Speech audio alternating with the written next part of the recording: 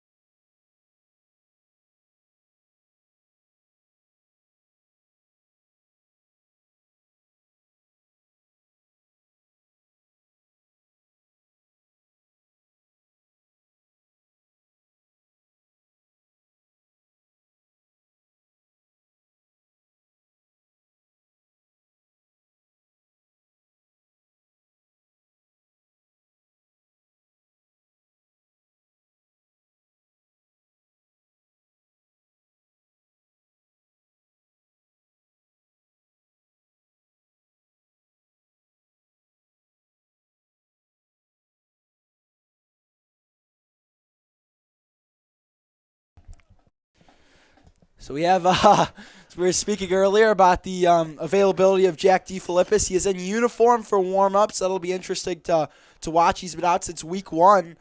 He suffered a knee injury against Brother Rice week 1. And it looks as if DeFilippis may be back. Constantine Coins has been the starting quarterback, and he's really gotten comfortable in this offense. So that is definitely an interesting storyline to watch out for, Brody. Yeah, if DeFilippis returns, I'm curious what his snap count will be like, if he's going to be restricted in any way, because he looked pretty good running down the field with that knee, and if Maine South could have him back, that'll be crucial for them. So big news update. We'll be back shortly before kickoff for Deerfield and Maine South, the honoring of the seniors.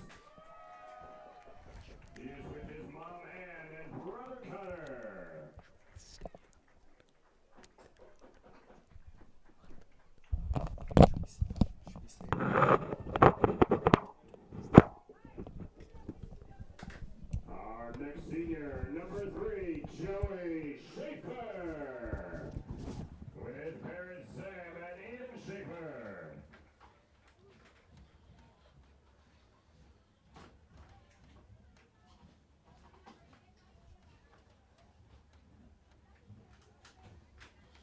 Very curious to see.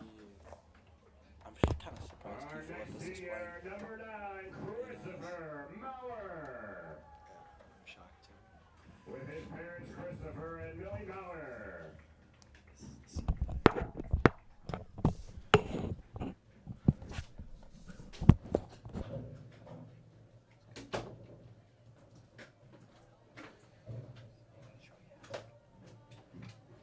Number 10, Drew Hertzberg, with his parents Jamie and Michelle Hertzberg.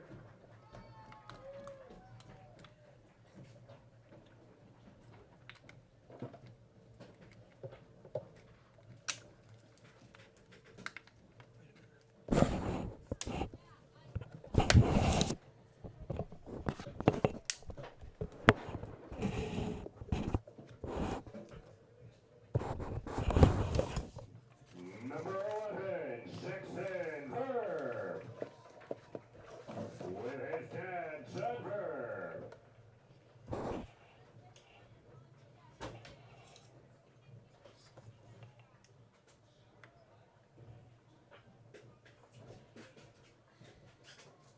Number 13, uncontested, Shillings Divisions.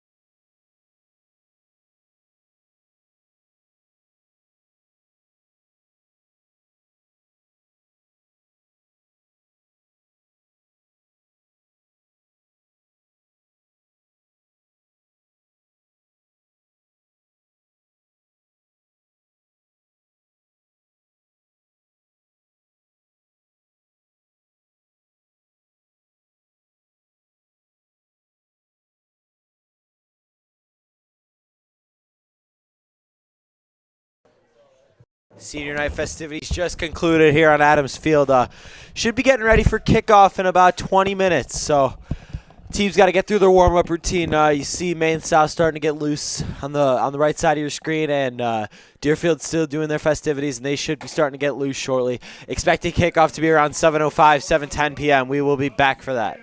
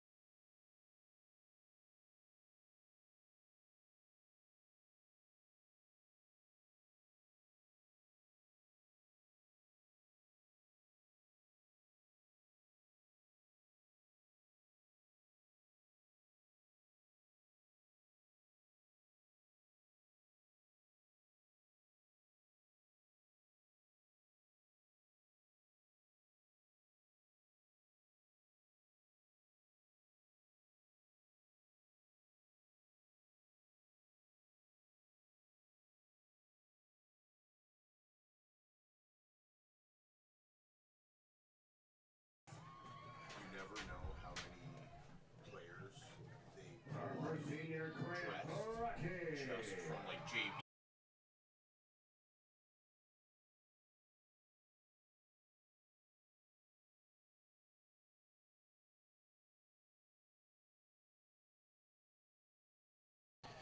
Got the senior night festivities for the marching band coming up, so we will cover that.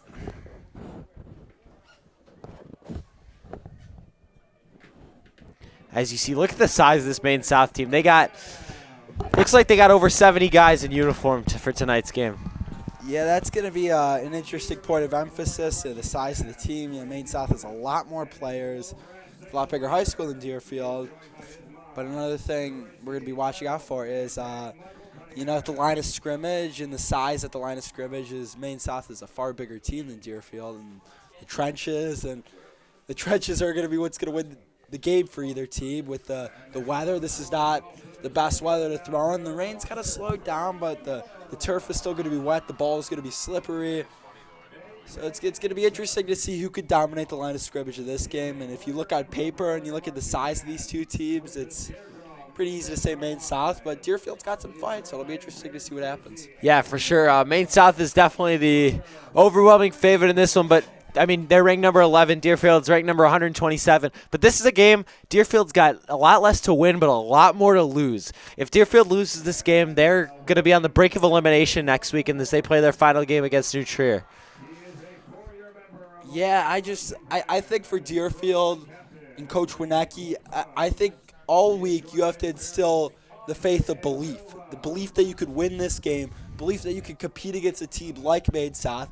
And honestly, I think that's most important going into this game is belief within your players that you could win this game. Yeah, that leads right into our keys to the game. First key for Deerfield is obviously belief. Believe you can win this game. You're outnumbered in record and statistics and everything. But it's high school football. Anything can happen, so that's definitely key number one. Key number two is to stop Maine South's run, both with the quarterback and their running action. Their quarterback, Constantine Coins, and Jack DeFilippis, both quarterbacks are very mobile quarterbacks, dual threat. They can do it with their legs. Deerfield being able to contain them is going to be huge. I would not be surprised to see a lot of spy action on defense from Deerfield and a lot of watching that quarterback. If that quarterback gets loose, if Coins or DeFilippis, whoever happens to be in the game, gets loose, watch out because they're big play machines. Next key to the game for Deerfield is to get home with the pass rush. Maine South has a lot of talent on that offensive line, led by left tackle Zach Stoylov, standing at 6'4", 271 pounds. He is a force to be reckoned with. He is a fantastic offensive lineman, and if Deerfield can get home with the pass rush, that'll limit the quarterback run. It'll limit their pass game. I think if Deerfield gets home with that quarterback rush, I like their chances a lot. And then the final key to the game is to limit your offensive mistakes. Deerfield all year has had a problem with offensive mistakes, interceptions, fumbles, just haven't been able to capitalize off a good field position. If you want a chance to beat Maine South, who's an elite team in this state, you're going to have to play perfectly on offense. No mistakes, no turnovers, because their defense forces so many turnovers. And Maine South is one of the top teams in the state at points off at turnovers and best team in the CSL South in both of those categories. So about 15 minutes away from kickoff, so we will be back about a minute before to discuss a few other things and get ready for kickoff.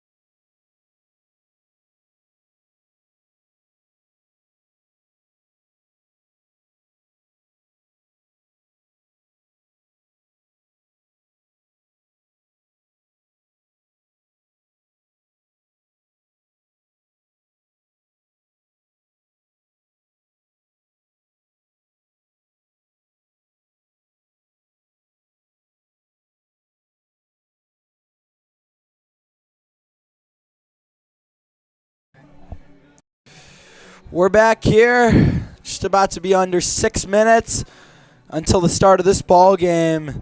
And Brodeo, and this is an exciting game. This is one we've had circled on our calendar for a while. It's the last home game here at Adams Field, and this is it's an interesting matchup. Deerfield, they've struggled as of late. They're 1 win away from clinching a playoff berth. And Maine South, the powerhouse, the 6-time state champion. They're the 11th ranked team in the state. This is a really good team, and Deerfield, they've been pesky at times, and they got talent. And I think if they could play their game and they can play an A+ game, I think they got a shot. Yeah, I think Maine South is definitely a more talented team. They're a very talented team. Maine South riding a 6-game winning streak. They feel like they're unstoppable. They've scored at least 45 points in each of their last 3 games. They won 45-36 last week against Glenbrook South, but really controlled most of that game. They won 52-15 against Glenbrook North after trailing late in that second quarter, and then they beat New Trier 50-3, and probably their strongest showing of the year. So Maine South they're playing their best football at the right time. Coming in a playoff season should start up in about a month, and they've been unstoppable. We'll see. Deerfield, they've shown the ability, they've shown potential to be a very, very good team. Drew, what are your thoughts? Yeah, I think Deerfield's got it in them. They've struggled as of recently, but they put together some really good games, like the DePaul game, the Conant game. The offense is firing on all cylinders. I just think it's a key if Mac can avoid turning the ball over. The Maine South defense loves their turnovers. They've caught a lot of interceptions this year. That's how most of their offenses come from, is turnovers. And I think an interesting thing from Maine South's last game against Glenbrook South is I think it was 28-0 at halftime. They ended up letting up 36 points in the second half. So that is really unlike them. And it's just going to be interesting to see how that follows through into the next game. Yeah, another big story here is the special teams. Tommy Gushel for Deerfield, coming off one of the better games in his career last week against Evanston, showed a lot kicking and punting. And Maine South, they use 2 different kickers. Both kickers are rated 5 stars according to Colts Kicking. Primary kicker Ethan Stumpf has shown he can hit from 60 yards. We saw him drill a few 40-yarders there, and he's really a great kicker. Then you got Ryder Butterfield, who's more of an accuracy guy. He's a great kicker. You just saw him not going through from 40, and it's going to be a really interesting situation for the Hawks on the kicking side of things. And if Deerfield can match Maine South special teams, that's a big key to this game, because special teams sometimes can win and lose games at the high school level. For sure. Strumpf can kick up to 60 yards. He made a 60-yarder at a camp. And season long is 45 yards against York earlier this year. But he's the 27th ranked kicker in the country and the 57th ranked punter. So they got some. I mean, that's not something Deerfield's really faced. That threat of a field goal. And that's going to be interesting to see how that plays out. This isn't ideal conditions to kick. The wind is slowed down. So is the rain. So it's going to be interesting to see, the impact that has on this game. Yeah, it's really turned into a nice night out at Adams Field. As here we get ready for the national anthem. Everybody faces the American flag on the left side of your screen.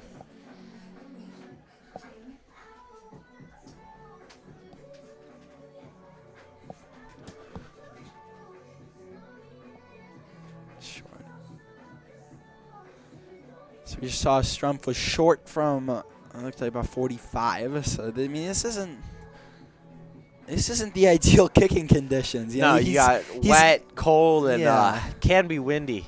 I mean, this isn't going to be, the most. He's not going to get any season longs or any career long or in this kind of condition. No, they're also kicking into the wind on Maine South's warm-up kicks. You can see the wind blowing toward the left side, from right to left on your screen, and you're seeing these guys kick 40, 45 yarders into the wind. I mean, imagine with the wind, they might be able to go above 50. Yeah, it's high school football. A lot we've seen this year is, there's that threat. There's really hasn't been that threat when you're at the 25, 20-yard line. The field goals in play. It's mainly been, go for it. It's that Deerfield's aggressive. They like to go for it. But, now Maine South, they have that threat of kicking it. They could go 40-plus if they want to. Yeah, that's going to be a key for Deerfield, is forcing those field goal attempts, because they've really struggled to play defense in the red zone. Their red zone defense has been nothing special this year, to say the least. And it's almost every time when the opponent gets down inside the 20, they're getting 7 on the board. So if Deerfield can bear down in the red zone tonight, I mean, anything can happen because if they can hold them to 3 points, and this offense they could score in a hurry. Hey, I'll tell you this. We've seen crazier things happen. And, there's a belief on that Deerfield sideline. And, we talked to some of the players, and they believe, They believe they can compete. They believe they can win this game, and they believe they're made for this moment. And they can compete with a team like Maine South. They're sick and tired of hearing how good Maine South is.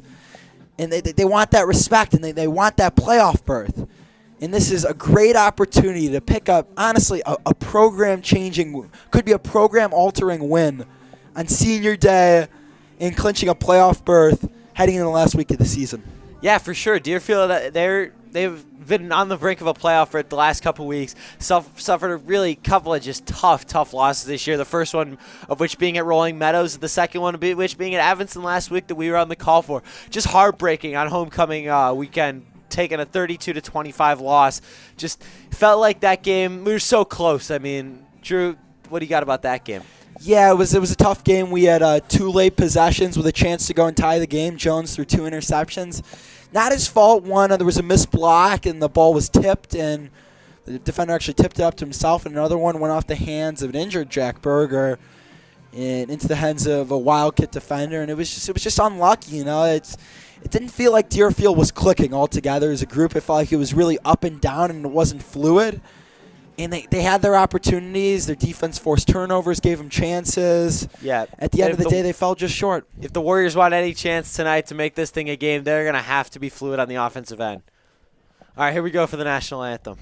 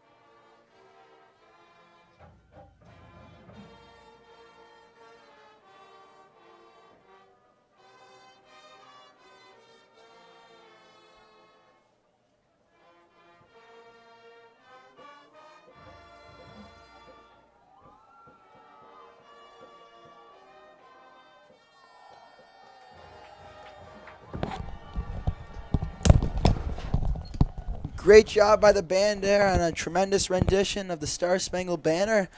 We're just about ready for kickoff, and this is about everything you could dream for as a player. A Friday night under the lights. The weather isn't the best, but those are the fun ones to play in. And for a lot of these guys, the seniors, this is the last time playing here at Adams Field, unless we get a playoff game, of course, which is always possible. But this is a special moment. I expect Deerfield to come out with some juice. I bet you these players come out fired up. It'll be interesting to see how Deerfield starts this game. Yeah, whether they're starting on offense or defense, I'm expecting to see a lot of energy out of the gates for the Warriors. And at quarterback, I think Mac Jones is going to be your throwing quarterback for sure. He's your pocket passer. He's very good at that. But I think you're going to see some of Aaron Peltz in the run game because he's got a lot of speed and he's got a lot of arm talent too. He's a junior. He's been a backup quarterback for 2 years now, and he's got a lot of talent. Yeah, for sure, Brody. I mean, speaking of quarterbacks, it's going to be interesting to see who starts for Maine South. We saw Jack DeFilippis warm up. He's been out since week 1. We're expecting him to start. But Constantine Coins has really done a great job with this offense ever since week 1. They've really found a groove, and they've kind of started to look like that Maine South offense that we've seen for years, that dominant offense. And so I'm not quite sure who we're going to see. Expecting DeFilippis, the senior. Coins, who's a dual threat. Both guys can run the ball, so that's definitely going to be a threat for the Deerfield defense, the quarterback run. I wouldn't be surprised to see Deerfield kind of bring out some tricks, maybe an onside kick at some point or some sort of trick play. When you go against a team like Maine South, you got to bring out all the tricks. Yep, Deerfield's got that winning in mentality. They've had it for the last month. You beat Maine South or you beat New Trier, and you're in the playoffs most likely. Had some great wins this year. Beat Conant 42-26. Just had a fantastic offensive performance. He had a dominant 35-14 win over DePaul Prep. That was a great showing for the Warriors. And you had that win at Glenbrook North, went up 21-0, and just were able to hold on for a 28-14 victory. Deerfield's really just shown a lot of potential in their wins, but in their losses, it's sometimes been a little hard to watch. Yeah, it's been really up and down at times. Deerfield started off the year so well, 3-0. Really looked like on the way to a really promising season. It's kind of went a little off from there. They've lost 3 out of their last 4. Let's see if Coach Winnicke can get the boys back on track. It looks like Maine South is going to receive the ball to start the game. So I wouldn't be surprised to see Coach Winnicke break out an onside kick of some sorts. We've seen him do it time and time again. Yep, Coach Winnicke calling their kickoff play right now as we'll see what Gouchal does to open this ball game. Just getting ready for kickoff. Maine South and Deerfield. We got a long huddle going on. Would not be surprised to see some sort of trickery here. But, man, the excitement is building, just about underway. This is a game we've had circled on our calendars for a while, Brody. Yep, when we looked at that schedule this year, this was the one that really stuck out. We knew Maine South was going to be good. We knew Deerfield was going to have a chance to beat them, and here we go. Tommy Gouchal getting ready to get things going in Adams Field here on this cold, wet October night. So in the middle of the field was just wide open, but Maine South had too many defenders to the right. But they shifted over. It doesn't look like they're playing for any onside kick, but we'll see what Gouchal does here. We're just about to get underway here at Adams Field. He's going to boot it away, and we're off. Oh, no, what a booming kick there from Gouchal. Wow, haven't seen a whole lot of that this year. We've seen that pooch kick a lot. Have not seen him kick it out of the back of the end zone many times. Yeah, really showing Maine South like, yeah, I can do this too. You got 2 powerful kickers for the Hawks. Gouchal's making his presence felt early. Here comes this Deerfield defense. We'll see who's out there at quarterback. This was the big question mark heading into this game, as it looks like Coins. Constantine Coins. So we saw Jack DeFilippis warm up, but they're going to stick with Coins. Coins has been their starter ever since DeFilippis went down in week 1. Coins to throw, pressure comes. They set up the screenplay. Ooh, nice juke move, runs into his own defender. We got a flag down. This one looked like it was illegal hands to the face, but it also might be a hold. We'll see. Yeah, Deerfield seems to think it's against Maine South. That catch was made by Hawks think so as well. Michael DeLumo. Is that going to be a hold on Maine South? As we were talking about the pressure, Chase Montika's got in there. was in Coins' face, made it difficult. He got the screenplay off to DeLumo. DeLumo with a great run after catch. Yeah, he had a free rush there. Yeah, we've seen him do that a couple times. He's dangerous with the ball in his hands. Love that opening defensive play call there from Coach Wienecke. Just really shows his experience. He's been coaching Deerfield football for a long time and got inducted into the Hall of Fame last year. Hey, he's a Hall of Famer for a reason. Let's get him back, Maine South back. That's a great start for the Warriors. Got him behind the chains early. Yep, 1st and 20. Looks like they're going to be in man coverage here. Snap to Coins. Handoff goes to DeLumo. That's going nowhere. That's a great job by the Deerfield defense. Nate Margulis on the tackle. One of their star linebackers in the middle. Yeah, 2nd and a mile. Margulis, Venamore, the two linebackers there who lead the team in tackles. Man, they were everywhere against Evanston. Expect some more of the same. Yeah, Margulis and Venamore just they're it feels like they're the entire defense. They're the life of this defense for Deerfield. Pressure! Down goes Coins! Inside the 5-yard line. We were talking about Deerfield bringing pressure, and they get to Coins. Hit it from his blind side there. It's going to be 3rd and very long for Deerfield. This sparse crowd's coming to life here at Adams Field. It's 3rd and 20 plus. We said Deerfield will come out with some energy, and they sure are. Man, you can feel the energy on the sideline. They're fired up. They want this game. Backed up well in their own territory. 3rd and a country mile. Coins empty backfield. Empty backfield. Interesting set here. Be a QB run. They bring pressure. It's going to be a screenplay. Off the hands, incomplete. Whew. That was dangerous, but a great start for the Deerfield defense as Ethan Strump's going to be punting from well in his own end zone. What a start for this Warrior defense. Really setting the tone for this game. Holding on 1st down, able to sack Coins on 2nd down, incompletion on 3rd down. Dream start for this Warrior defense. We'll see if they can get us set up shop with some good field positions. Friedman waits at the Maine South 40-yard line. His stump standing in the back of his end zone. Strump's a very good punter, but this is not an easy kick for no punter.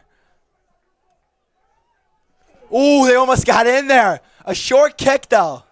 That's going to take a Deerfield bounce inside the 30-yard line. Out at the 26. Ooh, they almost got in there. How about that start, though? Deerfield with tremendous opening field position. Yeah, they're going to start on the Maine South 26-yard line. Here's your first look at quarterback Mac Jones. Coming in, he started every game this year. Got Quinn Szymanski joining him in the backfield. He's been an absolute workhorse this year. 182 all-purpose yards per game. Absolute dream start for the Warriors. They'll start in that pistol set as they normally do. We said Deerfield needs to convert, and when they have great field position, they struggle to do that against Evanston. This is an opportunity where you need to put 6 on the board. 1st and 10 at the 27 for the Warriors. Handoff goes to Szymanski. Szymanski up the middle. Nice little run there. Yeah, gained about 4 or 5 yards. This is going to be key for Deerfield, getting in front and ahead of the chains, because Maine South loves to get you behind the chains, loves to force you in 3rd and long and turn you over. Big 1st down run from Szymanski up the middle there. A little bit of tempo coming. We haven't seen a lot of runs inside the tackles to Szymanski. There was one there. Another run to Szymanski going up the middle. Not much going there. This Maine South front 7 is very good and very big. Yeah, they got a lot of size, led by nose guard Jacob Kieta, standing at 6'2", 286. You rarely see that size at the high school level, but Maine South they're showing it early. They're showing their teeth. 3rd down and 4. Big play early for Deerfield. It's a big play for Mac Jones in the offense. Single back look. Maine South almost jumped there. They're going to hand it off to Szymanski. Not much going. Looks like he's short. Yeah, it's going to be about 4th and 2, 4th and 1. Decision time early for Coach Wienecke. Looks like they're going to keep this offense out there and go for it. Yeah, I mean, we've seen Deerfield be aggressive. They're going to bring some tempo here. Looks like maybe a QB sneak of some sort. Up, he's going to back out of it. 4th and 1. This is a huge play. Still 20 seconds on the play clock. You have plenty of time if you're Mac Jones. 4th and 1. A stretch to Szymanski. He's got the 1st down. Quinn Szymanski. That's a big run. Coach Wienecke really he's called an absolute masterpiece of a first 4 minutes to this ball game. You know, we said Deerfield's going to have to run it in these conditions. They ran it 4 straight times and just barely got the first down. Red zone time for Deerfield. Jones is going to throw it. Quick throw, and that looked like it was tipped at the line. Big number 99, Tyler Fortis, standing at 6'2", 241. We were talking about the size of these Maine South defenders. That pass was attempted for Glasgow. You know, I want to talk about the size of the defensive line. Maine South, they have some undersized defensive backs. Glasgow standing at 6'4". He's going to be a big factor in this game. Handoff to Shemansky. Just nothing going there. Yep, obvious passing situation for Deerfield now. 3rd down and 10 as we approach 8 minutes left of this first quarter. Sophomore Evan Yoblin coming in for tight end Logan Rosenthal. So that's something to watch. He's a very good blocker. Yeah, we haven't seen a lot of these 2-back sets with Yoblin. We saw it last week against Evanston. We've seen it more so at the goal line with Zach Freeman. Bill, it'll be interesting to see what Coach Winecki cooks up here. Jones to throw, looking, goes end zone. Oh, almost intercepted, in and out of the hands. Oh, my. I got to imagine Deerfield's going to bring Gouchal out to kick this field goal, and that's what they're going to do. Try and get an early lead over the number 11 ranked Maine South Hawks. Ooh, Tommy Naughton had his hands on that one. He had a pick 6 against GBS last week. And Jones lucky that one wasn't intercepted. Yeah, that was looking for Moros there in the end zone. Couldn't find him. So here's Gouchal. This one looks like it's going to be 30 yards. Yeah, this is a big field goal for Gouchal. Deerfield hasn't kicked many this year. Trying to get him on the board early. Kick it with the wind. Ooh, we got some move. I think Maine South moved. And I think Gouchal made the kick, but I think we got some movement on the line. Yep, offsides. Let's see what Coach Winecki decides to do. Yeah, 4th down and 5 now. Maine South did block a kick against GBS last week, so there is that factor. But Gouchal looked pretty good on that one. Barely had enough leg there. Looks like they're going to keep the kicking unit out there. They're going to move him up. So offsides, they blew the play dead. Yes, Okay. they did not give Deerfield a free play there. That movement was before the snap. So Okay. I think that's what Coach Winecki was wondering too. So they're going to move this kick for Gouchal a little closer. Snap good, hold good, kick is up. And it is good. Tommy Gouchal on senior night. Drills it from 25 out. how about that start for Deerfield? You get the stop, you get the 3 points, take an early lead on the number 11 ranked Maine South Hawks. You would have loved a touchdown there if you're Deerfield. But, you know, if Deerfield wants to win this game, this is going to have to be a low-scoring game. And any points on that drive, if you're Coach Winecki, you got to be thrilled. Yep, defense going to come back out here and try and keep this tone that they set early. This Maine South defense is not easy to score on. Don't let that 36 that GBS hung against them in the second half last week. Don't let that fool you.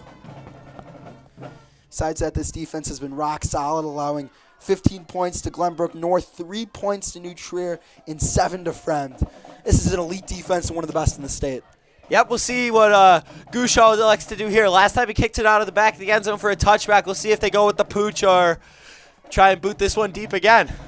But great start for the Warriors. Defense looked outstanding. We were talking about if Deerfield was able to apply pressure with the size Maine South has up front, but they had no issue doing it their first defensive drive.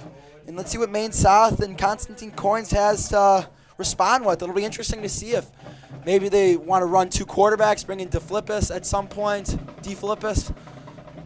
Who's called booting it deep? This is the pooch kick. There's the pooch kick.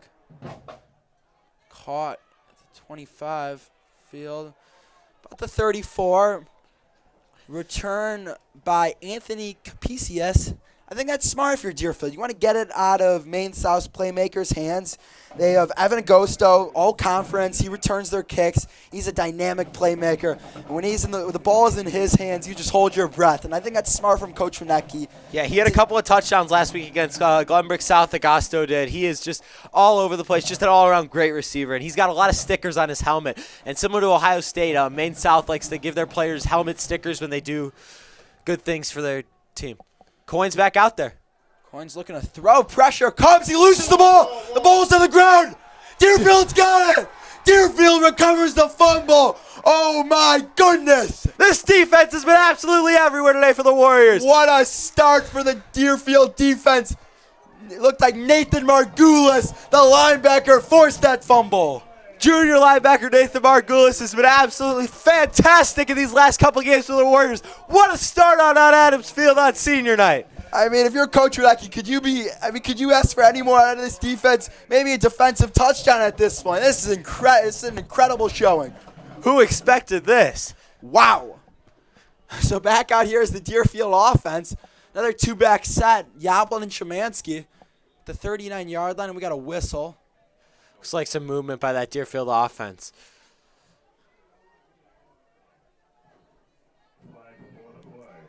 False start. Can't have that if you're the Deerfield offense. You cannot get behind the chains, but we'll see. I wonder if Deerfield will go pass on first down to try and make up some of these yards. Because they've liked to take shots on first down in the past, but against this Maine South defense, I'm not sure. What do you think? Yeah, my worry is with Jones and the interceptions. He nearly threw an interception in the end zone, and he's just struggled to and Jones is going to run it here, nothing going. He's just struggled to not turn over the ball, and that would be my biggest concern. Is I definitely don't like that play call, running it with Jones. They've ran that a few times, and it just hasn't really worked out much. Nope. Second down here on the Maine South 44-yard line. That pistol set again. I wouldn't be surprised to see a stretch run with Shemansky. Jones looking to throw. Quick pass to Jack Morris. Morris making a move upfield. Oh, nice hit there. Hit was made by number 24, Sam Cooper. Cooper had an interception versus GBS. Brought out the turnover chain that they had, like University of Miami, who had it for many years under Manny Diaz. They call it the chain gang. All right, Mac Jones empty. Third down and 10. Big play for Deerfield here as we approach 6.5 minutes to go in this opening quarter. It's a big play for Jones. Pressure comes. He's got time stepping up, and he is taken down. Pressure got to Mac Jones. Ryan Mallory takes him down, and they're going to send out Gushall to punt it away. Missed opportunity there from the Warriors. Yeah, defense forces a turnover. Great prime field position, and just unfortunate they couldn't get anything out of it. But they're trying this defense back out here with a lot of confidence the way they've been playing early. Looks like Jones has some sort of issue with his hand right now. That's going to be something to monitor. Boot from Gushall. It's a good one. Oh, he muffed it. He muffed it. He muffed it. Oh, my God. At the 1 yard. What was he doing? That ball was heading straight to the end zone. Man, you just got to let that go for a touchback if you're Maine South. Deerfield defense is going to get him at the 2-yard line. See if we can get a couple of points for a safety here. Yeah, if I'm coaching Sarah, I am chewing my guy out. What are you doing? That was just, man, just. You got to be smarter than that. And, we were talking about this game, the past couple of nights, and we said Deerfield needs to make Maine South uncomfortable. They need to stun them, kind of, land the first punch, and it feels like they've done that. Yeah, about halfway through this first quarter, it's been all Deerfield. Not what we expected, to say the least.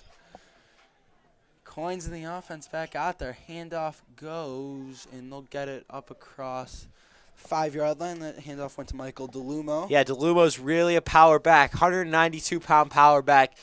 5 foot, just standing at just 5'9", but he's been super dominant all season long. Had a couple of touchdowns last week. He's just been spectacular this year. Very good back, 1,200 yards as a sophomore. Very impressive.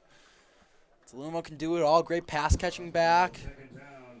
And Deerfield's got to slow him down. They really couldn't stop Timberlake last week. His Coins is going to run it. He is close to the first down. Looks like he has it. And we're talking about the quarterback run. And Constantine Coins, he's a dual threat guy. Plays center field in baseball. Very quick out there. Covers a lot of ground. Good arm talent as well as it. Mac Jones is getting his hand checked out here on the sideline. It does not look to be his throwing hand. Looks to be his left hand. That's a good sign. Watch Nate Margulis on the edge here at the left side of your screen. 1st and 10. Coins throw over the middle. Broken up, Harrison Erdman. That's a great play by the junior defensive back. Going stride to stride with Julian Turner, the all-conference receiver. Yeah, Erdman's been fantastic this year. He had one of the biggest plays of the year. Had an interception against Against the Evanston, I believe. I think it was against Evanston. He had a huge interception. Apologies, it was against Conan. He had a huge interception against Conan, and the play after that, Deerfield had a double pass touchdown, and that really put the game away. So Harrison Erdman is a big play guy. 2nd and 10. If I'm Maine South, I just got to stick to my run game. That's what's been working. Deerfield's run defense just a struggle at times. Coins is going to throw it again. Pressure comes, rolling out. Passes. Oh, caught Julian Turner. That's a great pass there from Constantine Coins and a great catch by Turner. Concentration on point. Erdman just missed that. Yeah, rolling off on his back foot there. Great throw from Coins. And had Turner on the right hash, and Erdman just was beat by a half second there. That's really unfortunate for the Warriors. Turner, their slot receiver, really quick. Small, but man, can he run. Yeah, I wouldn't be surprised to see DeLumo on 1st and 10 here. Yeah, this feels like a situation where you use them. Play clock under 10. 1st and 10 at the Maine South 29. Quick pass to DeLumo. He takes it up across the 35. DeLumo's a really good back, really good pass catching back. Seen him do it a lot. He's really good with the ball in his hands. Yeah, you saw him in warm-ups. He was almost automatic catching passes out there. Yeah, if I'm Maine South, I'm trying to get the ball to Michael DeLumo as much as possible. Yeah, Deerfield, the way they've struggled with power backs this year, such as Demarion Timberlake on Evanston, is just I can't imagine that Maine South's going to be throwing it overly much this game. Here's an empty backfield. They're going to run another screenplay to DeLumo. DeLumo trying to get to the outside using that speed. Oh, he's still up. Man, he's up near the 50-yard line. DeLumo is just faster than everybody else. He said that, I told that Deerfield defender, I'm faster than you, and I'm going to get to the outside with ease. That's kind of one of the things with the talent disparity between these two teams. Maine South is just bigger, they're quicker. Not saying Deerfield. Deerfield can compete with this team. They're just gonna have to. They can't miss tackles. No, they gotta play fundamental football. You gotta wrap up on every tackle because arm tackles are not gonna be able to bring these talented guys down. No, we saw that with Demarion Timberlake. A lot of broken tackles. Deerfield brings some pressure. Coins looking deep, goes deep, over the head of Evan Agosto. Agosto had him by a step. Would have had him in a perfect throw. Good coverage here by Harrison Erdman. Yeah, Erdman's just. Once again, he's been dominant this year. Look for the man in the pink sleeves. He will have the receiver covered mostly every time. 2nd and 10 at the Maine South 49-yard line. Again, I don't know why the ball isn't going to Michael DeLumo. Yeah, I mean, 1st down, try and get ahead of the chains for Maine South. I'm surprised they're not using their horse. Coins is going to run it. Nice job there by the Deerfield defense. This is a huge play for the Deerfield defense now. 3rd down, 8 to go. We go under 4 minutes in this first quarter. I got to imagine everybody here in this crowd is going to be as loud as they've been all night. That looks like an option play. Could have pitched it to DeLumo. Coins is elected to keep it himself. Nathan Margulis again on the tackle. He's been everywhere. All right, here we go. 3rd down and 7. I wonder if Deerfield's going to bring pressure. They look to be in man coverage, so that looks to be the case. Huge play in this game early on. 3rd and 7. Coins looking, he's got all day. Throw over the middle is caught short of the 1st down marker. Yeah, Deerfield went with the cover 2 defense there. They dropped Erdman back into coverage, even though they looked like they were going to go man-to-man. Laid back, just kept everything in front of them. And here we go, 4th and 5. Here comes this offense. 4th and 5. I'm not quite sure. I mean, that was a throw well in front of the sticks. And I like the decision to go for it. Your defense has played well. Coins in an empty set. 4th and 5. Big play here. Oh, and Deerfield just jumped. Wow, and they're going to give Maine South the 1st down. That just cannot happen. Yeah, you can't have that if you're Deerfield. That's going to be Nathan Margulis. Looks like it's still 4th and inches. They're not going to move those chains yet, but makes this thing a lot more manageable for the Hawks. Those are the mistakes. When you're playing an elite team like Maine South, those are the mistakes you just cannot afford to have. Yeah, 4th and 5, you really want to get off the field on defense, and that's just those are the ones that sting. And here we go, 4th and inches. 4th and inches. Oh, I don't think he got it. So. I think they stopped him. What a stop for the Deerfield defense. Stopped him. They stopped Michael DeLumo on 4th and inches. And wouldn't you know it, Nathan Margulis on the stop, redeeming himself from the offsides penalty. Wow. This Deerfield defense makes another play. Man, just stout on 4th down and 1. That was spectacular. You got a Maine South run game that's been functioning well all game. Giving Mac Jones another chance with the football here. 2:54 to go in this first quarter. I love the heart I'm seeing from this Deerfield defense early on. This energy has been, it's been something. We haven't seen this all year from the defense. We've seen this from the offense, but to see this kind of energy and play from the defense has been just incredible. As Jones is on the keeper again, and yeah, he's not fast enough to get to the outside against these Maine South defenders. That was Logan Tomlinson on the stop, the linebacker. Second down and 10, and Deerfield would love a score here. Go up 2 possessions. That would be A fantastic. touchdown, preferably. A field goal makes it a 6-0 game. Pressure comes. Jones, quick throw to Zach Freeman. It's caught. Kind of a late hit there. The NFL, that's legal. Guess no flag. I don't know. Refs are letting him play. We got a chance to talk to one of the officials before this game started. It was really cool. He's a very nice guy. This guy. Yes. Yeah, 3rd down and 5 here. So I got to imagine Deerfield's got 2 plays to get this first down. Yeah, but without your defense is playing, you got a chance to pin him back deep. But you would love to pick it up here on 3rd and 5. For sure. You don't want to have to be put in that situation where you got to make a decision like that. Jones rolling out. He's got time. Throws it. Moros really close to the 1st down marker. Let's see where they spot it. Looks like they're going to move the chains. They're going to move those chains. Mac Jones to Jack Moros. 1st down Warriors. Deerfield into Maine South territory for the 3rd time tonight. We're under 2 minutes in this first quarter. I like that throw there from Mac Jones. Didn't put too much on it. Made it a shorter throw with the rollout. Smart offense there from Deerfield. Hand off to Szymanski. Gets a couple. Deerfield they've yet to face a D-line like Maine South. And their run games look different. They've had different variations of their run. We've seen more runs inside the tackles. That was an interesting point before this game, is how Deerfield, what their play calls were going to be against this stout Maine South defense. Nice little cutback there from Szymanski. Nope, they're going to say he was down. The ball came out at the end, but the official signaling that he was down before the ball came out. 3rd down and manageable here for Deerfield. About 3rd and 4. This, I got to imagine, is 4-down territory as we go under 1 minute in this first quarter.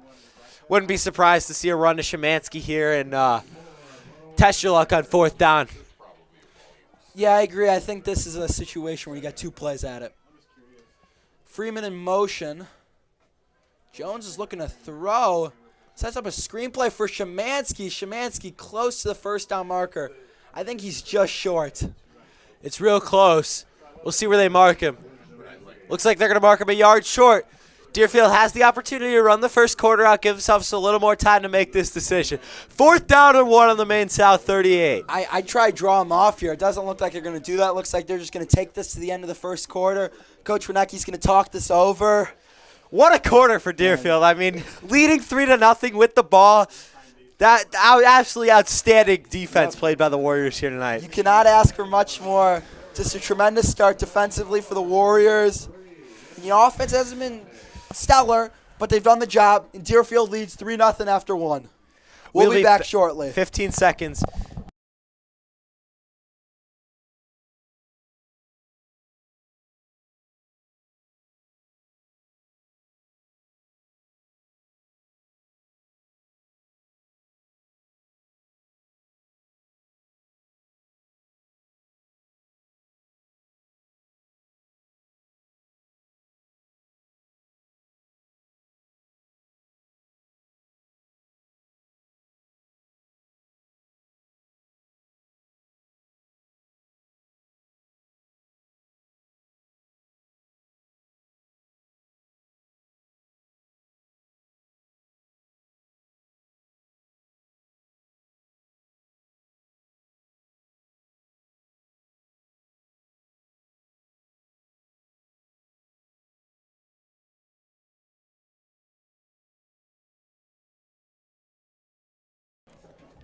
We're back for the second quarter of play. A surprising score after 1. It's Deerfield 3, Maine South 1. 4th and 1 for Deerfield at the Maine South 38-yard line. This is a big play for the Warriors. Yep, offense back out there as expected. You think they're going to run the ball to Szymanski, or you think they're going to put it through the air here? 2-back set once again. I think this ball is going to go to Quinn Szymanski. Jones checking the play. Play clock going down. They may not get the snap off. And I don't think they do. The play clock's at 0. They're just kind of letting this go. I'm not sure what's going on. Handoff goes to Szymanski. And, oh, they were all over that. They stuffed that one. Michael Mizwicki made the stop on Szymanski. Man, these Maine South defenders are quick. Yeah, that really nothing Szymanski could have done. They ran that stretch run outside and unfortunately couldn't pick up the first down, but Warrior defense coming back out here. Feels like a missed opportunity from this offense. Yep. We said, Deerfield, they've liked to run that stretch play a lot, but against Maine South, that speed on the outside, it's going to be tough to get to the second level of defenders from that. And we've seen them run more inside the tackles, and I felt like that should have been a situation where they ran it there more inside. So Coins is going to keep it, bounces it out. Constantine Coins, oh man, is he quick, driving Margulis with him. It's a great run from Coins. Yep. They threw a flag. They for threw a late a flag. hit there. Oh, I don't know about that one. He was finishing the tackle. He was finishing I'm not his sure. tackle, and there's a Maine South player down. That would be a miss from these officials. He was finishing his tackle. He had him wrapped up. So if you get something like that, don't focus on the injured player. Go to the Deerfield team. They should Looks pick like up they that have Maine flag. South injured player. Yeah, we can't figure out who it is. It's kind of rolling around there. We'll see what the referee signals. They should pick up this flag. He was finishing his tackle. I think that's... Yeah, there's really nothing Mark Lewis could have done about that. I mean, you can't expect him to pull out of that tackle. No. Oh, that is an awful call. Yeah, that's a miss right there because he had contact with him inbounds. It didn't look like a late hit to me. That is as soft as it gets. That's really tough break for Deerfield defenses. Maine South's going to get inside the 30. That's not what you like to see. The injured Maine South player was Evan Agosto. All-conference receiver down for Maine South. That's going to be something to watch. Looks like he's back up, though. Yeah, I mean, they there was a play where a guy jumped on Szymanski after he was down, and then he called that, and to call that is just, you're establishing that you're going to let stuff go, and you throw a flag like that, and it's just awful. Coins is going to keep it again. He's quick. No late hit there. Yeah, Coins picking up about 8 on the first down run, so 2nd and 2 for Maine South. Deerfield's red zone defense, as I said earlier, has been a little shaky this year. If they can stop them in the red zone, hold them to 3 points here, that would be massive. I agree. You need to keep Maine South out of the end zone here. Coins has struggled to throw it early on. He can run it, that's for sure.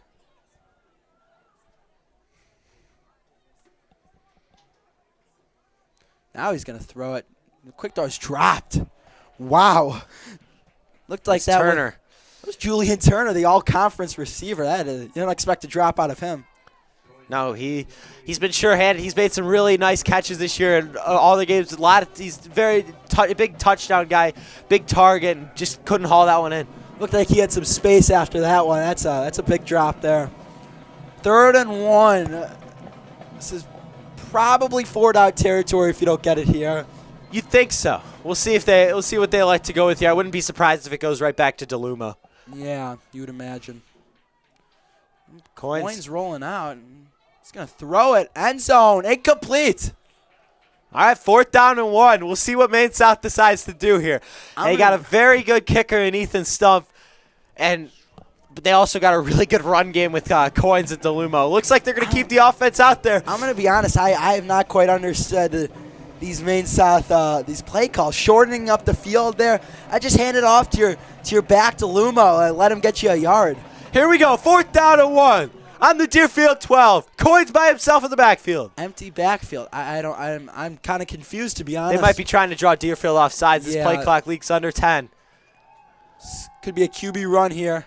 Deerfield needs to stay disciplined. Coins is going to snap it.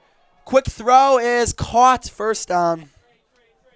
Good play call there from Coach and Sarah. Yeah, that was a good one. I don't understand the lack of run to DeLuma. Your 1,200-yard back. Deerfield struggled to stop the run. They were able to stop him last time on 4th and 1. I think that got in Coach Sarah's head a little bit, and he was like, I need to call a screenplay, just secure these yards. First and goal for the Hawks. Now they're going to run it to DeLumo. Yeah, not much going there. Good job by the Deerfield defense. Yeah, this would be an impressive stand for the Warriors if they can get out of here in a tie. Get out of this drive with a tie game. Maine South struggled to throw the ball. Most of their offense has been through their run attack. Whether it be Coins or DeLumo, both have had a solid game. Let's see if Deerfield can get a big stop here. Warriors showing pressure. Handoff goes to DeLumo, and he's stopped. Great job by the Deerfield defense. All right, 3rd down and goal. Surprised they didn't call a late hit. Yeah, he tackled him. 3rd and goal. This is a big play. 3rd down and goal. Coins with DeLumo to his right. The quarterback run could be a factor here. Coins Deerfield really in man quick. coverage. Expected some Coins Margulis rolling pressure. out. Throw end zone is caught. Touchdown Hawks. Looked like Julian Turner on the catch. They rolled Coins out and ran a quick little out. He found Turner for 6. Yep, good play call there from Coach and Sarah on 3rd down. Had a little bit of overlap there with your top receiver, and you're able to find him. It's got to be frustrating if you're Deerfield. You feel like you've outplayed Maine South early on, and they got the help with that call. But even so, when Maine South Deerfield feels like they should be winning this game, and the offense just has not really gotten anything going.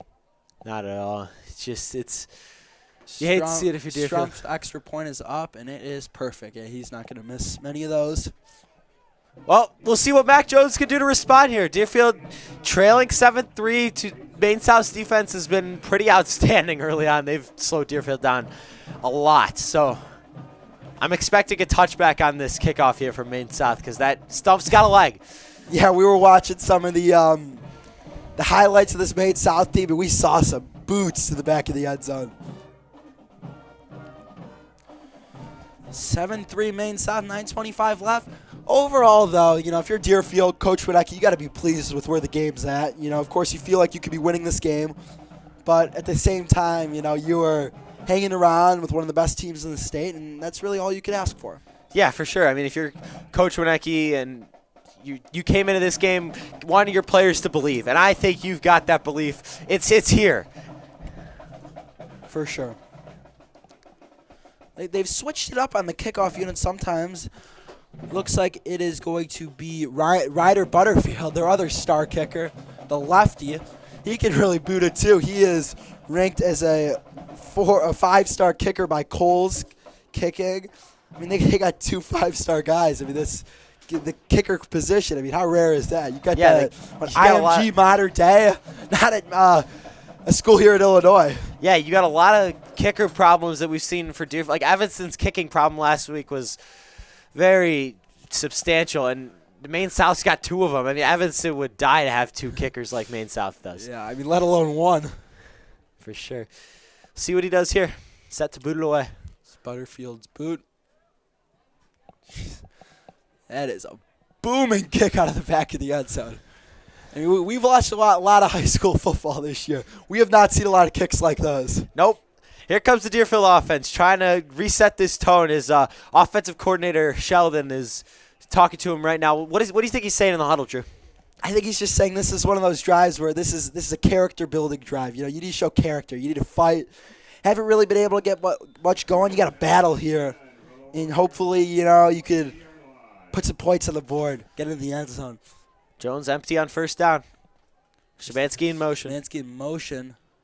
Handoff's going to go to Shabansky. Shabansky cutting upfield. Quinn Shabansky's still up.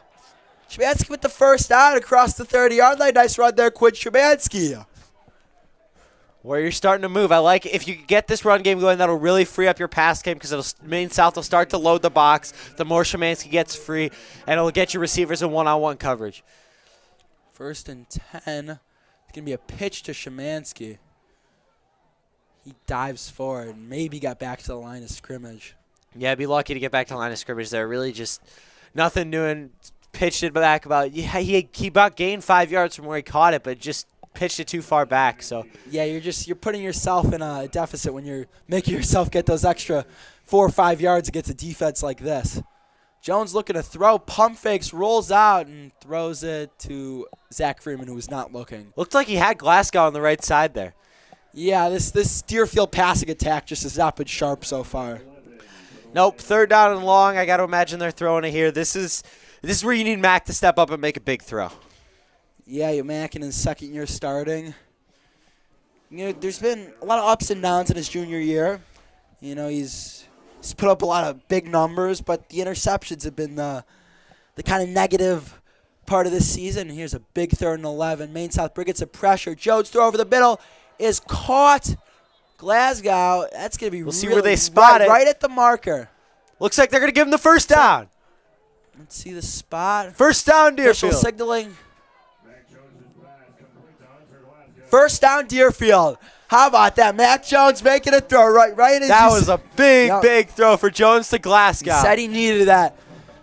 Let's see if Mac Jones starts to get into rhythm here. Handoff goes to Szymanski. That was stuff. Maine 10, South's size on this defensive line has really proven to be the difference in this run game early on. Clark Simpson blew up that play. Szymanski's been working for every inch. The senior linebacker. And this front 7 of Maine South is just it's tough, and it's not an easy team to run the ball against. 2nd and 10. Pressure comes. Jones got to get rid of the football. He does. Ooh, he got hit hard. That guy thankfully gets up. Yep, here comes another big 3rd down for Mac Jones and the Warriors. Thought maybe a potential intentional grounding on that. But we saw in the Evanston game that maybe they don't call intentional groundings. There was a pretty clear one that was missed in that game. So Colin Livatino clearly he was clearly in the passing pocket. He clearly threw the ball short of the line of scrimmage. There didn't seem to be a receiver in the area. Yeah. So another 3rd and long here. Jones looking to throw for the middle. got He's him got back. Zach Freeman. What a What a catch! Oh my goodness! Zach Freeman. Wow, adjusting his body position, flipping around, making an incredible catch. acrobatic play for number 12 in red. Wow, nice throw by Mac Jones. Great catch by Zach Friedman. If you want to take down a team like Maine South, those are the plays you got to make. Szymanski in motion. They're going to hand it off to him. Just not much going. Haven't been able to get Szymanski going downhill tonight. No, that was Michael Miswicki on the tackle. These Maine South linebackers are just everywhere. They're flying all over the Deerfield field. running with some real tempo. Got 4 receivers wide. 2nd and 9 here for the Warriors. Empty back set for Jones. Looking to throw, rolls out. Over the middle, incomplete. Was looking for Zach Freeman. Yeah, looked like Friedman sat down in the middle of that zone there, but Maine South quickly closed on him. It's good coverage there. It's good by Jones, kind of just to throw it into the ground. Didn't want to force it. Here comes another 3rd down. 3rd and 9 for the Warriors. 3rd and 9 here. Another 3rd and long. It's the 3rd of this drive. Can Mac Jones and Deerfield convert once again? Yeah, they're really struggling on 1st and 2nd down, putting themselves in these tough situations. Couple times they've rose to the occasion. Jones in the empty set here. Szymanski in the slot. 5 wide receivers wide. Snap to Jones. Quick throw. Oh, my. Almost intercepted. Eesh. That pass was jumped by Michael Miswicki, and if he came down with that one, he may have taken that back for 6. Looks like Deerfield's going to keep this offense out here. 4th and 9. This is a huge play. 7 minutes to go in this first half. Not sure I agree with the decision to go for it, the way your defense has been playing. But Coach Winecki's aggressive mindset is going to allow him to go for it here. 4th down and 9. I agree. Just with how your offense has played, I'm not quite sure. Snap to Jones. He's looking. Throw is caught.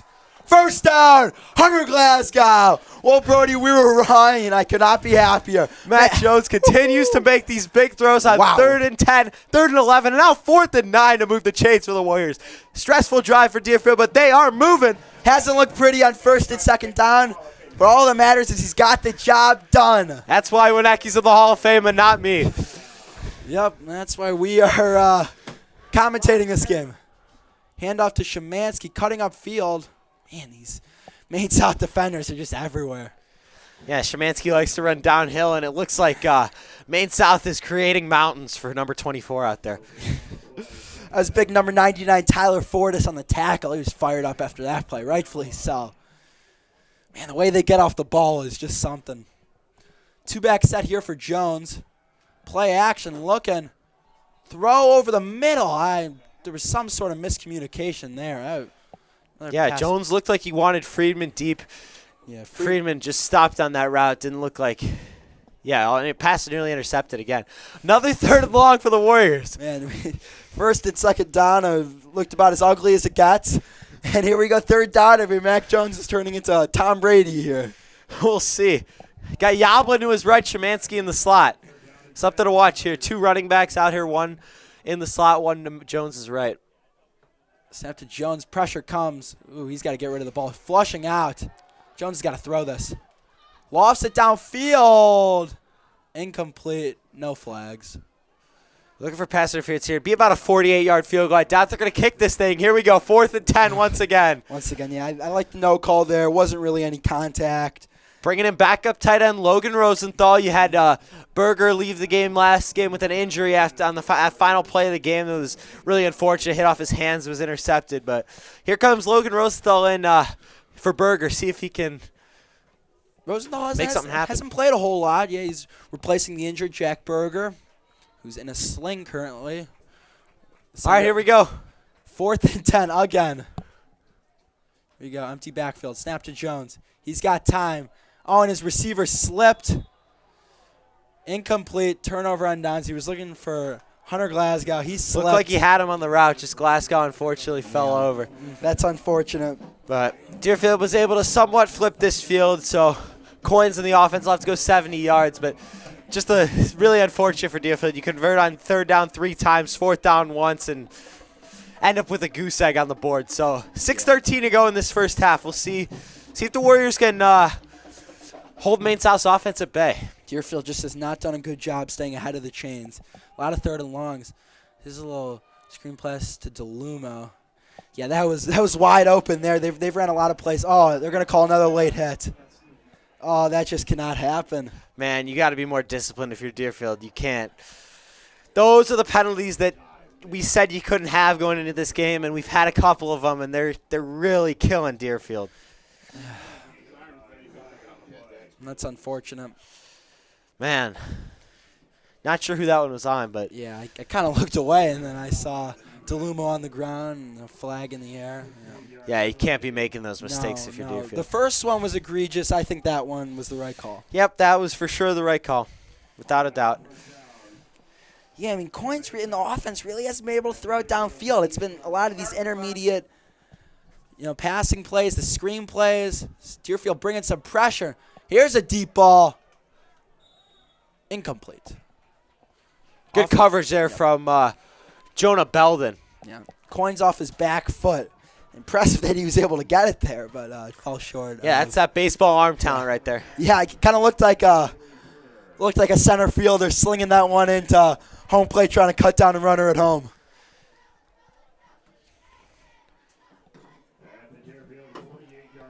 Second and 10. This is a big play. Try and force him into 3rd and long, must-pass situation. Coins with DeLumo to his right. Wonder if they're going to run the ball here. Yep, they do. Will to DeLumo. Good job by the Deerfield defense. DeLumo with a nice little run. Picked up about 6. It's interesting. Quinn Szymanski coming out on defense. I don't think we've seen that this year. No, Szymanski coming in at linebacker. He's listed as a running back and a linebacker, so he can do both. Very athletic guy. Plays basketball as well. And, hey, we're seeing he can do it all. Here comes out on 3rd down. I don't think we've seen that this year. I don't think so either. Let's watch 24 in white. Yep. In red. In red. 3rd and 6. Coins rolling out. Looking. Throw is. He catch that? He did. First down. Pass complete to Evan Augusto. Who's yeah, it just looked like he curled on that route and was able to catch Belden there. Yeah, they like that. They roll out Coins. it's a low percentage play because, you're shortening up the field. You really got one route, and we got a flag. That's an offsides on Deerfield. Just undisciplined, The first 3 drives were great. For 2-3 drives were great defensively, but the last 2 drives, really undisciplined. Yeah, I mean, you got to avoid these penalties if you're Deerfield. You're playing your heart out. You're doing your best to keep yourself in this game, and these penalties are really just that's 35, 40 yards of early penalties against the Warriors. Yeah, it feels like, you don't want to let Maine South take over this game. And if they keep committing penalties like this, that's what's going to happen. Snap to Coins, empty backfield. He's going to take a shot, end zone. He's got a receiver.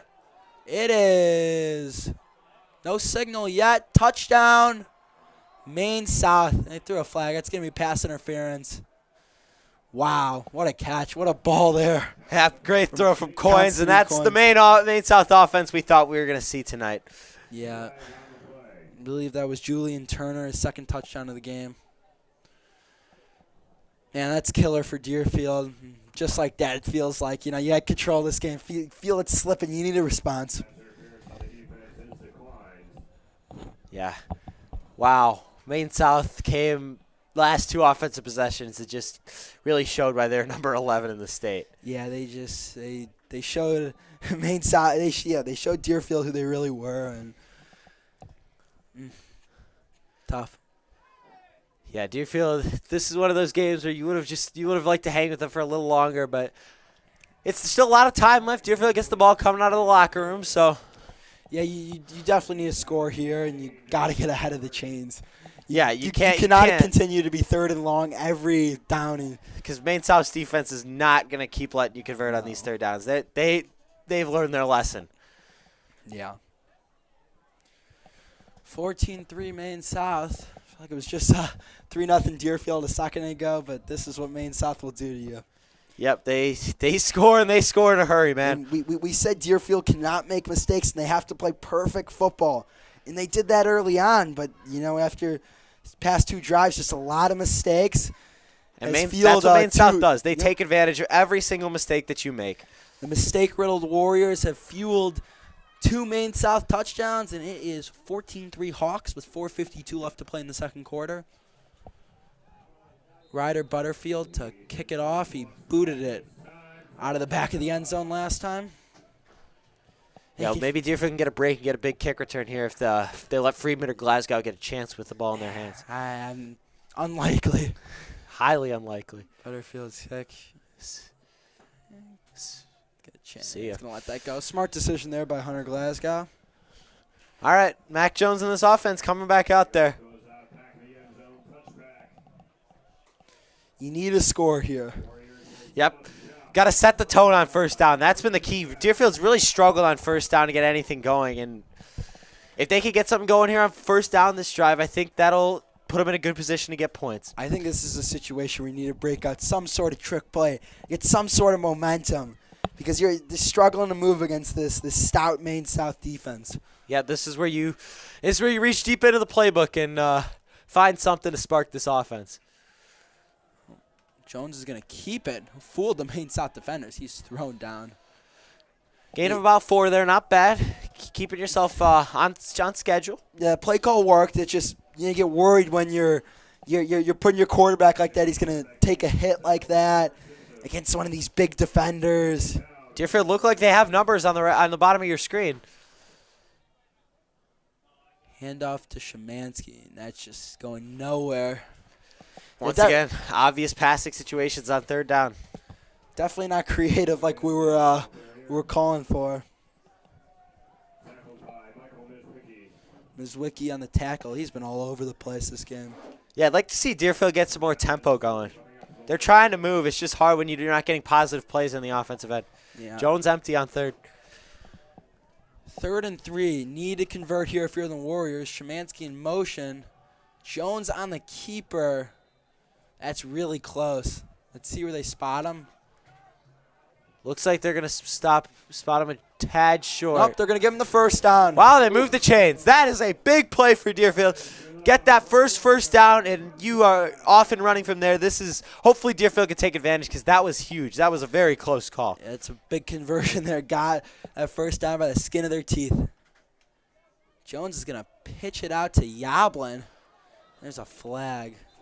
Evan Yablin, the sophomore, that's probably going to back Deerfield up. It's just, you're making it so much harder on yourself when you got to get 8 yards just to get to the line of scrimmage. With how they failed to really run the ball against this Maine South team or even get positive yardage, it's difficult. And that's going to back up Deerfield even more, and that's not what you wanted. No. That's going to be a chop block, so you're going to lose 15, I think.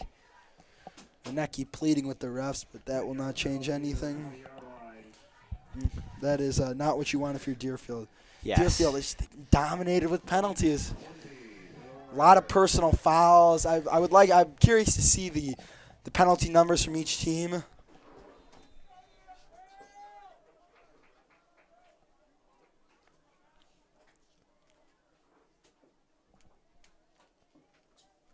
Yeah, 75 yards of penalties so far for the Warriors. I'm not sure if Maine South is at a single. Are they the holding penalty on the first play of the game? But I think that was their only penalty. They played clean football. Oh, Szymanski way back there. Jones looking to throw, and he is taken down. Oh, face mask. Oh, that was a face mask. Yeah. Deerfield's going to get bailed out here big time. That is huge. Wow. You can see it from up here. That was clear as day face mask, and Deerfield's going to get a first down out of They had this. him wrapped up, too. I mean, we were talking about Maine South playing clean football, discipline. That was very undisciplined. Yeah, that was wow. That's a massive call. Yep, face mask. That's the right call for sure. That was you just can't do that if you're the Hawks.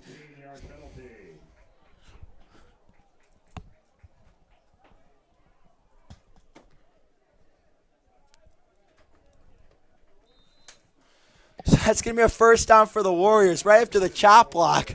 There's the face mask. So gets Back where we started. Yeah, close to the original line of scrimmage. Maybe at the original line of scrimmage. Handoff's going to go to Zach Freeman. Freeman trying to get to the outside. Man, these Maine South defenders just cover a lot of ground. They are swarming. They are flying around this field. You know, we've seen Freeman outrun just about every opponent they've played. Not Maine South. Maine South's a little bit different. Maine South is the certified kings of the CSL South. They will clinch that conference with a win today. Yes, and Evanston lost as well.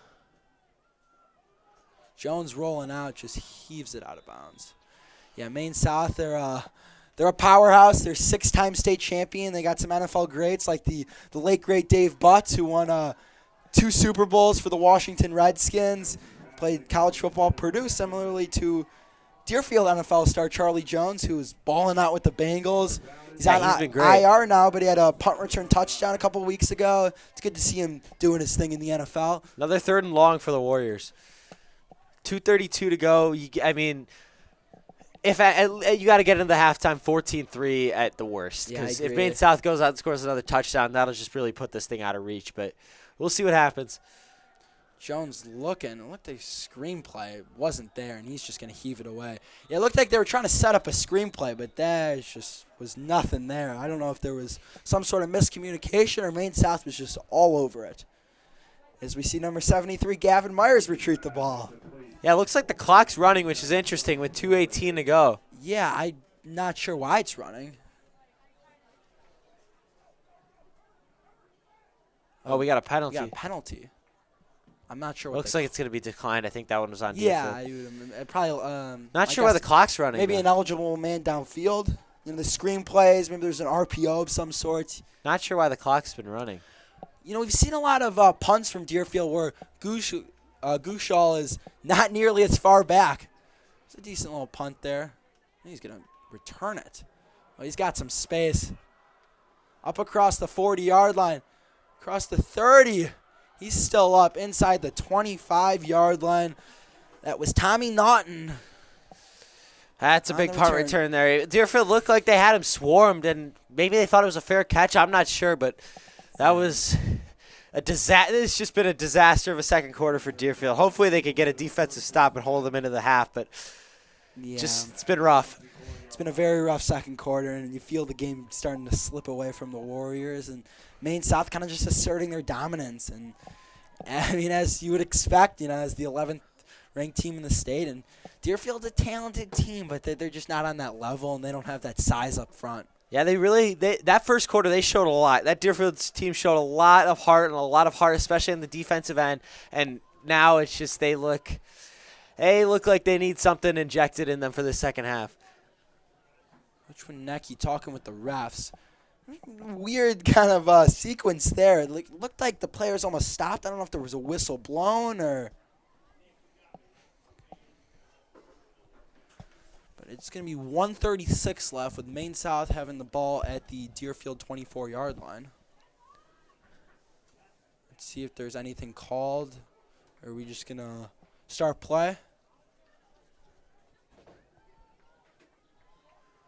And, yeah, we're just going to. I'm surprised they didn't stop the clock after that incompletion on third down. Yeah. It might have been the penalty. I'm not sure. Yeah, I'm not quite sure. Looks like a run play coming. Nope.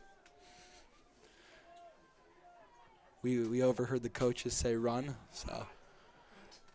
Yeah, one of the cool things about being up here in the press box is you sit right next to the opposing coaches. So all the Maine South coaches, you can hear what they're saying, and their language is a little nicer than the Evanston coaches was last week. That's for sure. They were saying run, run, run. I don't know if that was an RPO or they ran a lot of those screen plays, and they get it to their dynamic receivers in space and let them. Nope, that's going to be holding on Maine South, so they'll back them up. That's a big call. Yeah, for sure. So 1st and 20, Deerfield's got a chance to get themselves off this field and head to the locker room down just 11. And getting the ball out of half, if the defense can come back to life, this thing is not over. Clock's keeping on running. Maine South has all 3 timeouts. This first half's gone by pretty quick. Sure has. We were talking about the threat of Maine South and Ethan Schrump kicking field goals, and they can kick it from here. Coins rolling out, pass is incomplete. Was attempted for Evan Agosto. As the coaches were very upset there. Yeah, second down and looks to be second down and 13. I wish everyone watching was in this booth with us, because that was a pretty funny moment. 2nd and 13. Okay. At the 27, so the holding penalty occurred up the field. So Coins were an empty set. Not a loss of 10. A loss of 10 from the spot. Handoff. DeLumo's got a lot of room here. Man, he had a ton of space there. It's just a great play concept there. Yeah, lucky for Deerfield to hold him. I mean, it's still going to be 3rd down and 4, 3rd down and 5, I believe, coming up. But as we go under a minute here in this first half, Maine South hurrying up here and slowing it down. The last thing you can do is jump off sides here if you're the Warriors. Mm-hmm. Yeah, Maine South, the holes they create in their run game are just, they're so much greater than what Deerfield's been able to do. It feels like they got when Deerfield's run the ball, feels like they got 20 defenders. When Maine South it feels like we got 5. Yeah, it's Maine South's really that's what they're all about. That's what they do to teams. They don't have that one guy that's going to light up the scoreboard or do it. Like their quarterback, Coins, is a very strong quarterback, but he's just a very balanced quarterback. They punch you in the mouth. They really do. They really do. Yep.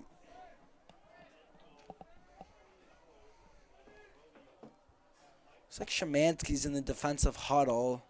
Looks like he may be out there to play defense again. 56 seconds left. Maine South used the first of their 3 timeouts. It's a big 3rd down here.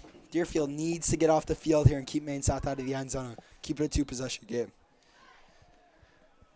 Yeah, I'm curious if Maine South is. I'm thinking they're gonna run a screenplay here like they haven't succeeded by doing. DeLumo's wide open. Wide open. He is gonna walk into the end zone.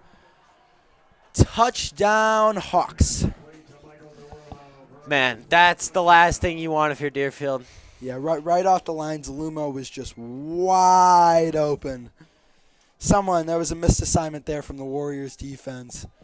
And DeLumo went unmarked and could basically walk into the end zone. Yeah, just left the man open. And I'm surprised because Deerfield should have had somebody on him because of the possible screenplay. There was nobody within the country mile of DeLumo. Out of a timeout, too, I'm not quite sure what went wrong. Just a lot of mistakes from Deerfield as the extra point is up and good. nearly bounces into the trees. Maine South 21.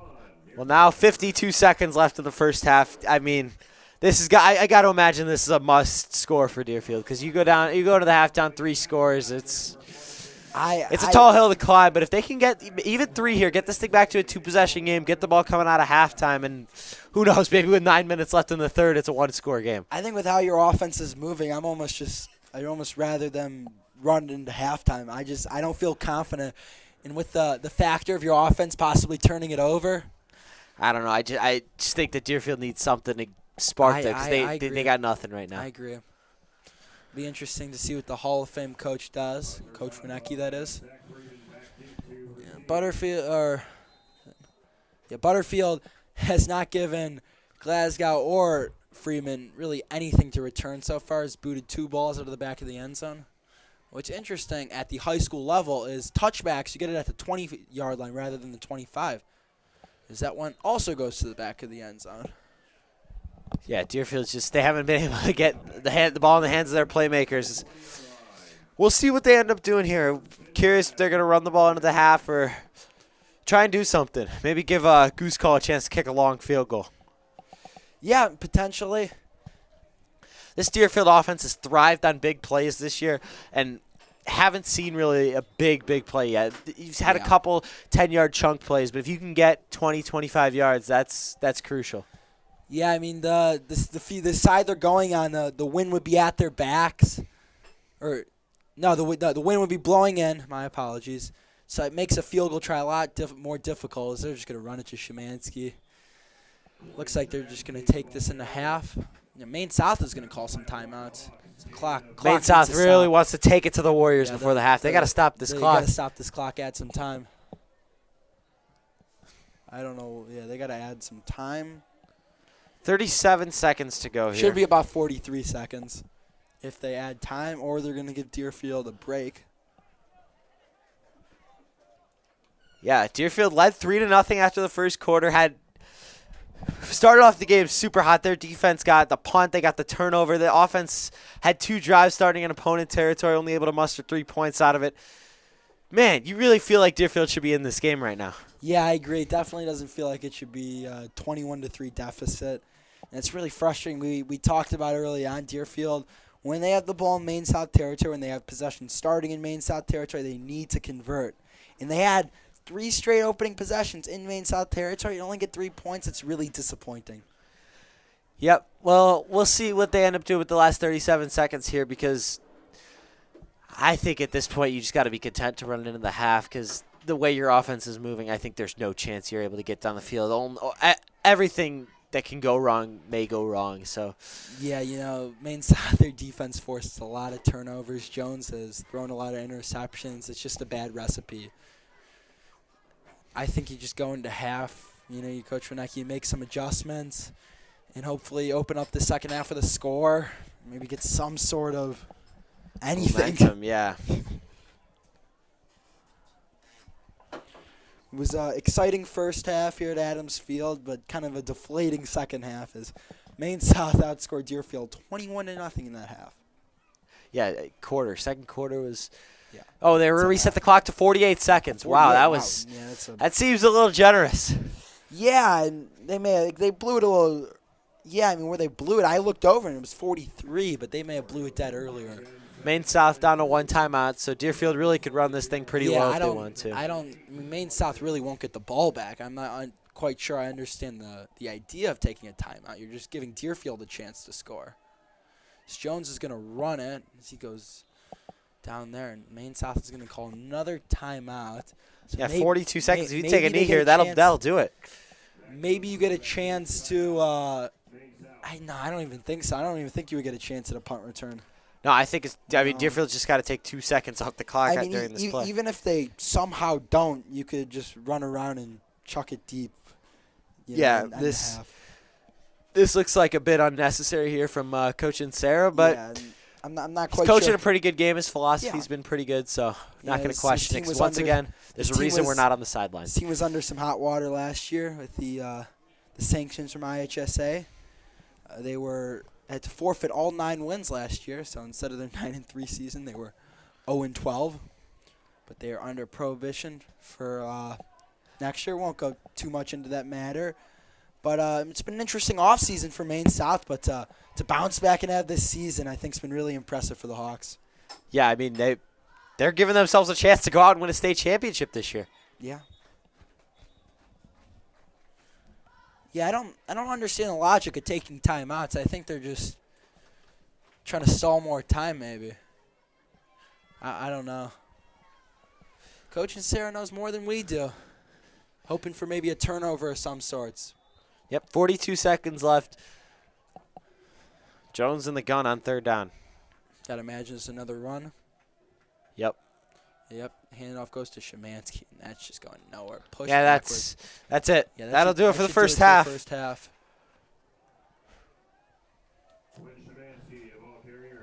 Tough second quarter for the Yeah. Warriors. Really was. Really promising first half, really promising first quarter, just kind of derailed by a really tough second quarter that just didn't look sharp. They undisciplined, made a lot of mistakes. Offense really couldn't get anything going all half. Yeah, just And really struggled on that offense. We're going to offensive halftime, and it's Maine South 21, Deerfield 3. We will take a break for halftime, and we will be back shortly before the start of the 3rd quarter.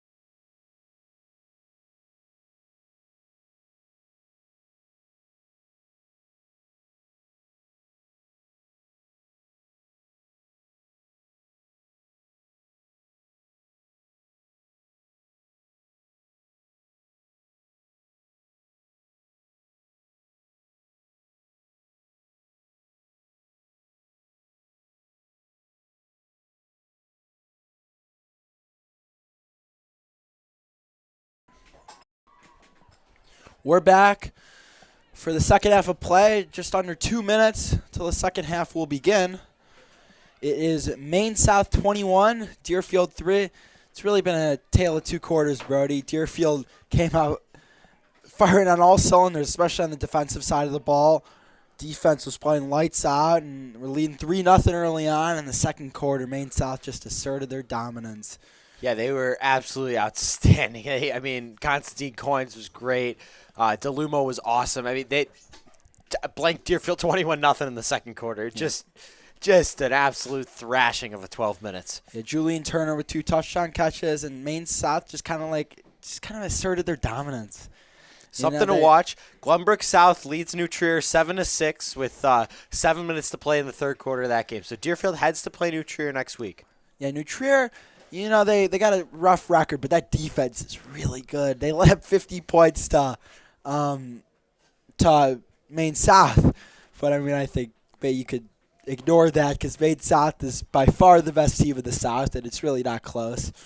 That game against GBS, who arguably is the second best team in the South based on record, the conference record, and they kind of they dominated the first half. They just took their foot off the gas pedal. Hey, maybe that'll happen again here today. Deerfield could fight back, but it's unlikely with how this offense has been moving. They just something needs to change. They need some sort of momentum. Yeah, earlier in the game, we saw Deerfield bringing a lot of pressure, and they were really causing problems for Coins.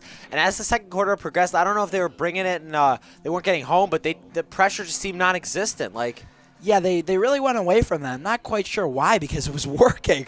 Yeah, it was going great. They were getting pressure on Coins nearly every drop back. They were stuffing out the run. They just went away with that. Played kind of a softer zone, and Coins was running it to Lumo. I mean, they were in the passes. They were just picking them apart. Yeah, another thing that favors Maine South, especially in these colder conditions, is the fact that they got a massive roster. They got almost double the amount of guys Deerfield has. I mean, you look at the sidelines, it's insane. Yeah, Brody mentioned this earlier, but you look at Maine South, and their roster size feels like a college team. In Deerfield, it's more scattered, and Maine South, they're going from sideline to sideline all bunched up together, and they got a huge team, and Deerfield just doesn't have the same depth. And they don't have the same size up front, and that's really been the true difference maker of this game, is the size up front for both teams. Maine South, their defensive line and linebackers just been a force all game. Ever since the first couple of drives, Maine South's offensive line has done a good job giving Coins enough time to throw. But, I'm curious what Coach Winecki said to the boys in the locker room. It's not much to say outside of, you got to play better. But, you got to imagine that team is really deflated. And you got to bring them back up. And I don't know how you're going to do that as a coach, but if there's anybody who's going to do that, it's going to be the Hall of Fame coach, Winecki. Yep. Just about 2 minutes away from kickoff to start this second half. Warriors will start the ball. I'm pretty sure it'll be on the 25-yard line. 20-yard line, because the touchbacks in high school at the 20-yard line. I'm pretty sure it's going to be on the 20-yard line. Yeah, we've seen Butterfield just booted out of the back of the end zone effortlessly. He's like a college or NFL kickoff guy. I mean, with how easily he's booting it back there. We have not seen really any of that from any of the teams Deerfield's faced this year. It's really impressive. Glenbrook South had a really good kicker, a guy who could really boot it on the kickoffs, but it was nothing like the tandem that Maine South has of Strumpf and Butterfield. Yeah, those two, I mean, they really light it up. Deerfield feels like they need a score to open up this first half. Mac Jones needs to get going. He struggled this game. No turnovers so far, but it's just been really a bunch of nothing. They had those 3rd and long conversions, but they've not been able to run the ball. And they haven't been able to capitalize on anything. No, they've had a lot of great starting field position, and the Maine South defense has just dominated them. But here we go. Yeah, Deerfield needs to get something going. They need to get ahead of the chains. they've struggled to do that. It's been second and long, third and long. The run game's been non-existent. Everything's been non-existent. That's the key. I think Deerfield's offense can score. I think Deerfield's offense can try and start to get them back into this game. I agree. The key is just the defense getting that mojo back that they had on the first 3 drives, and the offense obviously doing their job, because I think the offense is capable of this. I think Deerfield's very capable of this. A loss would put Deerfield on the verge of pretty bad collapses. They would be, or what, 4-1 at one point? 4-1. This would drop us to 4-4, and head New Trier next week, who's really had a rough season, but New Trier is New Trier, and they're always gonna put a good squad out there. Yeah, very good defense on the road at New Trier. It's just a really tough game, and who knows? You know, your team's got to feel deflated. As Butterfield, wouldn't you know it, boots it out of the back of the end zone.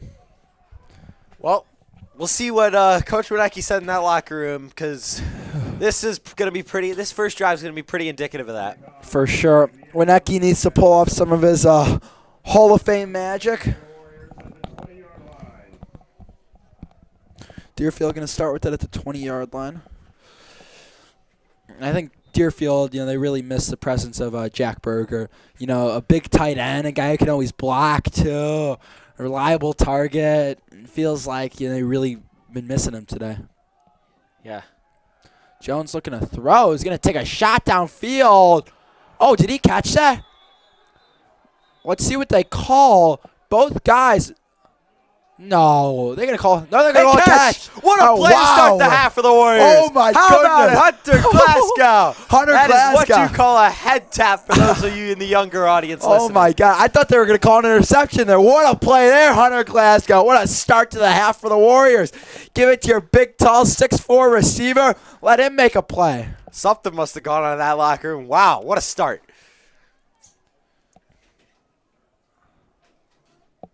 Looked like one official was going to signal Maine South ball, but that was the right call. I mean, when the offensive and defensive players go up with and are tied up, it goes to the offensive player. That's a great start to the half for the Warriors. They need to capitalize off of that. Freeman in motion. They're going to hand it off to Szymanski. Szymanski pushing forward. It's been a whole lot of that for Quinn Szymanski tonight. Yeah, I mean, you take that shot, and Maine South just had red coach, offensive coordinator shelled them like a book there. Right up the middle. That was, everybody saw that. Yeah, but I mean, no runs have been working. Runs to the outside, sweeps, really nothing. They just have not been able to run the ball, and that's really been Deerfield's MO all year long. Jones looking to throw. He's got Glasgow, and that's dropped. So another third and long here. Deerfield, they had that great play to start off the half. You got to score.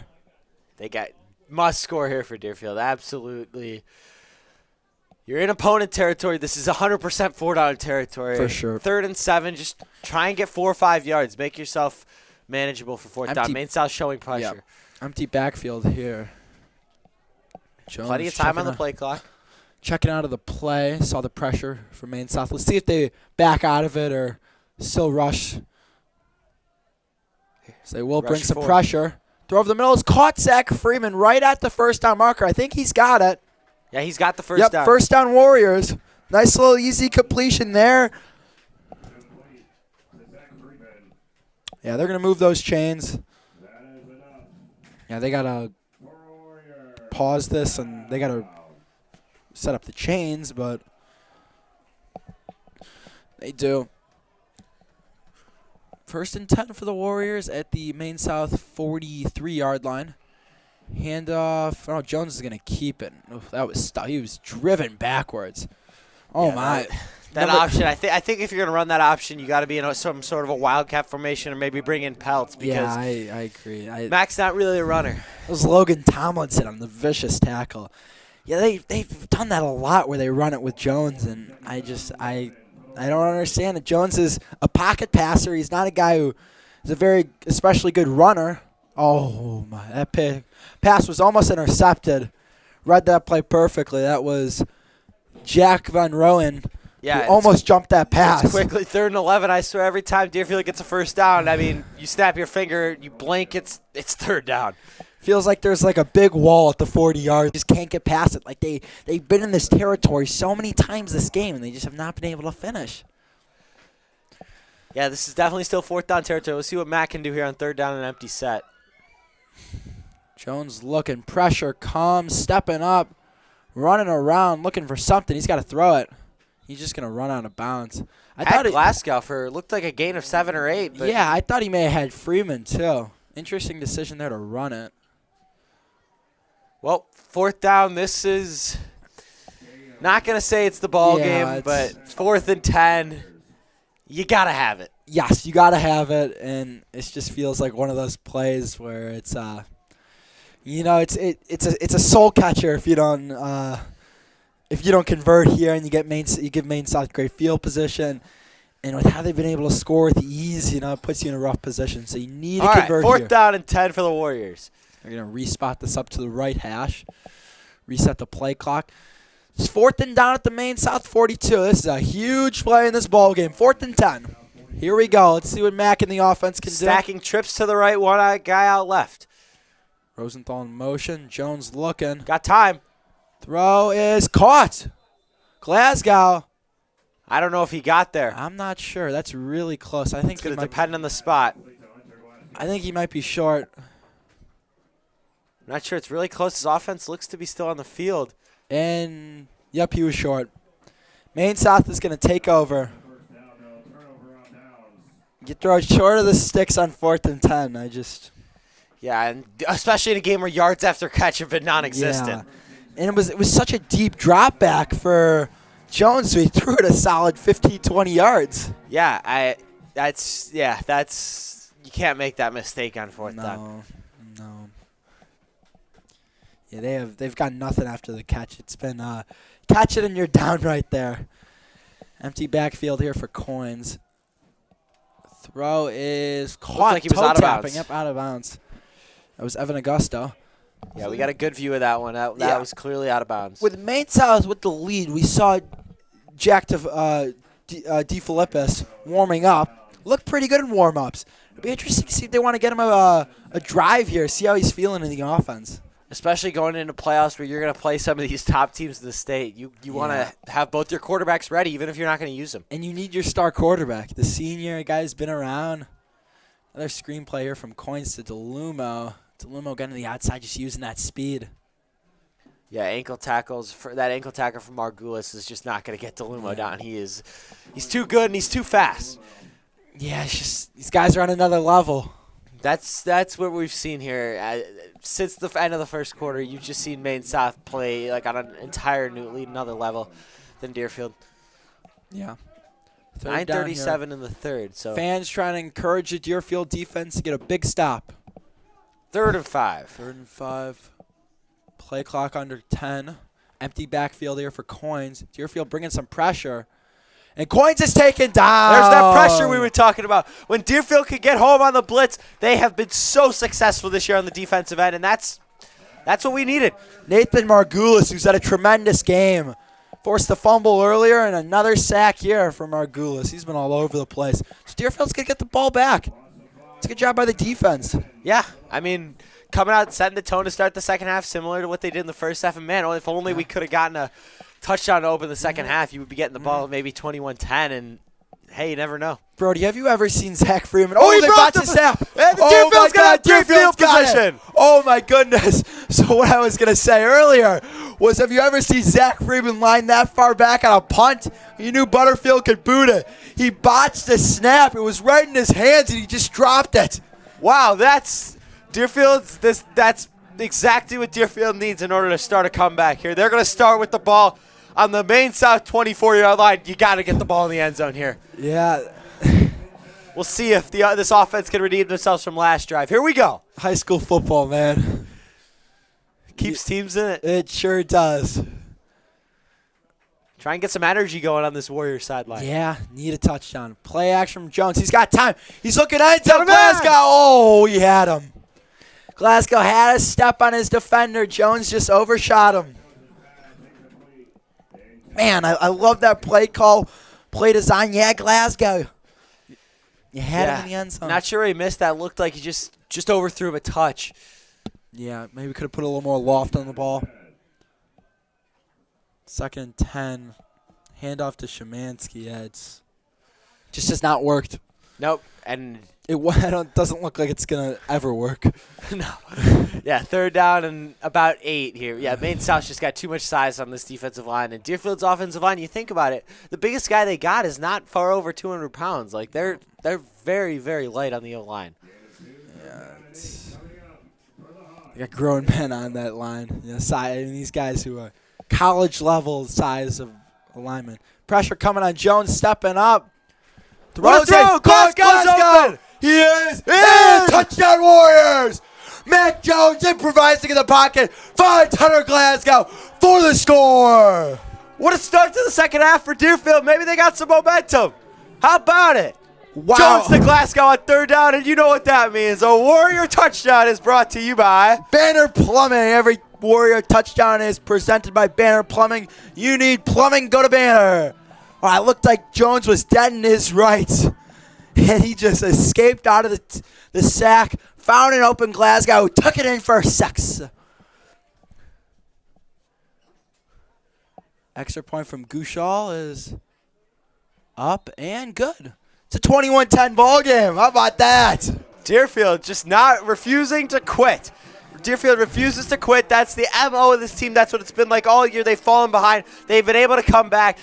This is obviously a much bigger hill to climb when you got Maine South and you're down 18, but you never know. We'll see what happens. Maybe Coach Renecki will go with an onside kick here. I would love that decision. That'd be a great call. I think that would be a tremendous call. I think he's going to do it. I really do. We've seen Deerfield be aggressive all year. This got onside kick written all over it Oh, right for now. sure. We saw when they played GBN, it was 21-7. GBN just scored, got some momentum. They went onside kick, executed it perfectly, recovered it, scored 21-14. Well, here we go. 21-10. Let's watch for the onside kick. This feels like the perfect situation for it. We saw Gushal practicing in warm-ups the onside kick. Yeah, Maine South. It looks like a normal setup. Yeah, I would love the onside kick right now. Yeah, I think when you got a team like you're playing a team like Maine South, you gotta pull everything out of the bag of tricks. Yep, this, and especially I guess with the way your defense has been playing, maybe you kick it deep. But Maine South, they're partially up. We'll see what Gushal decides to do here. 8:10 to go in this 3rd quarter. Still plenty of football. Let's see what happens here on this kickoff from Gushal.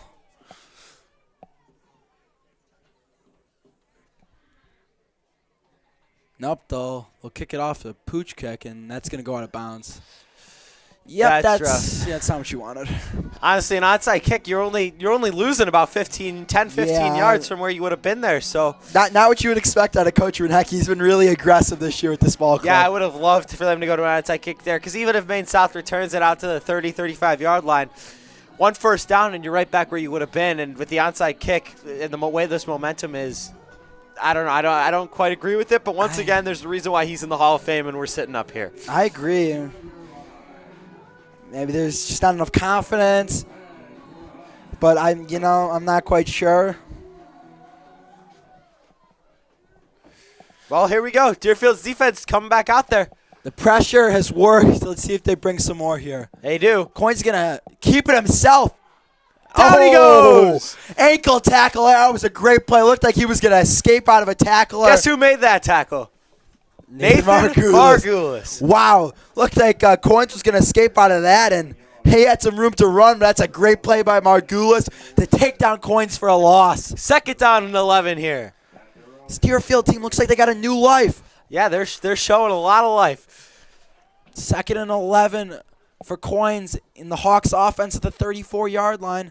Coins looking to pressure throw. Deerfield again. Brings pressure. Coins rolling out. He's got some room to run if he wants it. Throw over the middle. Great pass, down. Harrison Erdman. That's a great play there by the junior defensive back. Here we go, 3rd down and 11. It's a huge play in this game. It looked like Coins had some room to run there if he wanted it. Yeah, he decided not to take it, decided to throw. Erdman was draped all over him in coverage. Just fantastic defense, no pass interference. Here we go, 3rd and 11. Deerfield's defense got to make sure to stay disciplined here as well. That's a big thing. For sure. Cannot commit a penalty here. Got to get off the field here if you're Deerfield. I'm surprised they're not showing blitz. Yeah, this is some confusion. They're dropping going into on. cover 2. This worked earlier. 3rd and 11. Snap Only to rush Coins. 3. Coins has all day back there. Looking over the middle.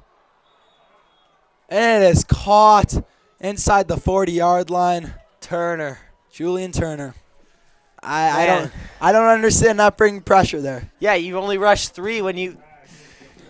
Man, that stings. You're not going to get pressure generating 3, and you give Coins. I mean, he could take a nap in that pocket, sit down, make some popcorn, probably watch football tomorrow, honestly. Yeah, you might have been able to get through the full 11 a.m. slate. Maybe the 2:30 slates. Yeah, the pressure's been working. But when they drop back in coverage, it just they haven't really stopped Maine South. And, when you give Coins time to pick apart the defense, he's been doing that. Yeah, for sure. I mean, Deerfield, when you bring 6-7, you've been able to get home. You've been able to force Coins to make tough decisions. And 3rd down and 11, I think you got to rush. I think you got to bring pressure there. I agree. I think that's a mistake there from this staff. 2nd and 7. Look, they're showing blitz here. Snap to Coins. Yep, they bring some pressure. Quick throw over the middle. It's caught Agosto. He breaks the tackle. He is going to take this into the end zone. Touchdown, Maine South. Evan Agosto with a long, right when you thought Deerfield 33-yard touchdown was getting back into this game, and yeah, that is that's really demoralizing. That 3rd and 11 conversion. It's just there's no really logical reason I'm not bringing pressure. No, I mean, your pressure's been working all game. You got Nate Margulis, who's feeling himself. He's been all over the field. Man. Multiple sacks. It's tough. It's going to be a tall task of this Deerfield offense to work themselves back into this one. You had a great chance to get off the field. Offense scores, makes it a one-possession game. Extra point is up and good. 28-10, Maine South. Yeah, it's high school football. Anything can happen, but that really feels like that's KO punch. But Deerfield, they can battle back, but it's been hard against this Maine South defense. Yeah, making it 3rd and 11, down by 11. You had him right where you wanted him, and they decided to drop into coverage. Hey, Turner made a great catch there. There's no doubt that was a fantastic play, but just really unfortunate for Deerfield. That's the last thing you needed. Yeah, Coins had such a clean pocket. It looked like 7-on-7. Yeah. And we go back to we wanted to see an onside kick there, and just more aggression. And we haven't seen that. We haven't seen a lot of trickery or anything. Really, no creativity. Yeah, I think if you're Deerfield, you knew you had to go all out to have a chance tonight, and I don't think they have. I don't think they have. Well, we'll see what Mac Jones can do after a fantastic drive last time out. Yeah, Deerfield hasn't driven the lengths of the field yet. They've scored on the turnovers that were forced, or they scored on the botch snap, and looks like they scored after. This one's going back into the end zone again. Wouldn't you know it? Man, I'm disappointed. Yeah, Deerfield, they've had some fun plays on special teams this year. But, when you have the ability to boot it out of the end zone every time, you got to do it. The team starts at the 20-yard line, and it really doesn't get much better than that. Yep, we'll see what this offense's response is. Yeah, see what they're made of. Because 28-10 with over 18 minutes of football left is not insurmountable, but the way this Maine South offense has been, I find it hard to see Deerfield pull this one out. A 3-possession deficit to this team it's tough. Because it's going to be hard to score. It's a nice little run to Szymanski. Yeah, I think that might be his longest run of the day. Yeah, he had a nice little run on their first series of offense, but really besides that, it's been nothing. But yeah, it's been hard for Deerfield recently to string together some stops and to string together scores. So it's a tall task to climb. As run it again, get really nothing. All right, 3rd down and 5 here for the Warriors.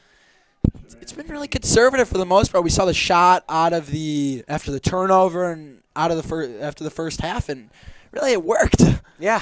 I'm surprised Deerfield's been going away from these aggressive plays that have. When Deerfield's played aggressive tonight, that's where they've succeeded. Mm-hmm. And their conservative football has really ended up is what's the reason why they're losing right now. caught by Shaman. Nope, it was incomplete. I'm not sure about that call. I thought he caught it, but that Yeah, it was looks like not, he kept it up. Well, that was not a here great comes throw. the punt team. Not a great throw from Jones. He had Shemansky in the flats. A 4th 3 and out. 3. Yeah, I don't know. 4th and 3. If you I don't know. It's you're basically giving Maine South a touchdown.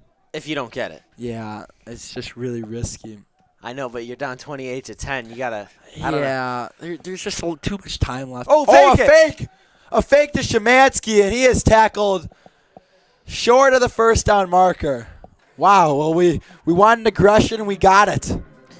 Maine South. Yeah, it looked like Maine South knew that was coming, and that's the final nail in the. The final nail in the coffin. That's the KO. Yep. That's a killer blow in this game. It looked like 10 minutes ago Deerfield had life, and now it's back to what we were seeing late in that second quarter where Maine South is just all over. Maine South, again, knocking on the door to make it a 25-point game, which would be a 4-possession game, which, honestly, coins on the keeper. He is going to take this into the end zone. Touchdown. Maine South coins with that quick acceleration, burst of speed.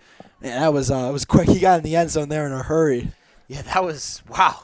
That was impressive. We've seen Coins run. That's the fastest he's looked all game long. That was really impressive. Yeah, that was Coins with that big burst of speed. Mm-hmm. He's a baseball center fielder. I'd like to see some of the plays he makes out there in center field with that speed. Probably We'll see steals him. a lot of bases. We'll see him this year, this spring, Deerfield and Maine South. Yeah. So they're gonna trot out Butterfield to take this extra point. Yeah, they got Strumpf from Butterfield. Butterfield's been more of the kickoff guy. Strumpf kicks the extra points in field goals mainly, but Butterfield's gonna take this one. It is up and good. Maine South 35, Deerfield 10. Just like that, it feels like a blowout. Yeah, Deerfield. It's hard to believe that Deerfield led this game after one. I know. Maine South, just a far better football team tonight and all season long, and they're the far more talented team. But, Deerfield battled at times, and, felt like they could have been more. They definitely didn't play their best football. They showed a couple signs of life. They showed some life in the first quarter, and they showed life at the start of this half. And I think that 3rd and 11 play to Turner really just that was the turning point of this game. You had Deerfield gets the ball back, especially with that punt problem that Maine South had in the last session. Sure. You get it back 21-10, and hey, anything can happen. And now, 10 minutes later, we're looking at a 25-point game. Yeah, if even 10 minutes. Yeah, it slipped away quickly, and you play a team like this. Maine South just a far more talented football team. This is why they're 11th in the state. Wouldn't be surprised to see them in the top 10 next week. Yeah, this is a team that could compete for a state championship. Is that that makes next week's game against New Trier just that much bigger. Yep, you win against New Trier, you are in the playoffs. If you lose against New Trier, the season's over. So these seniors next week they're gonna be playing what's potentially their last game, and yeah, this would just be if Deerfield loses to New Trier next week, that would just complete a very disappointing end to the season. They start 3-0 and would end the season going 1-5. Yeah, that'd be just a collapse. It really would be a collapse. Jones on the option. He's going to take it.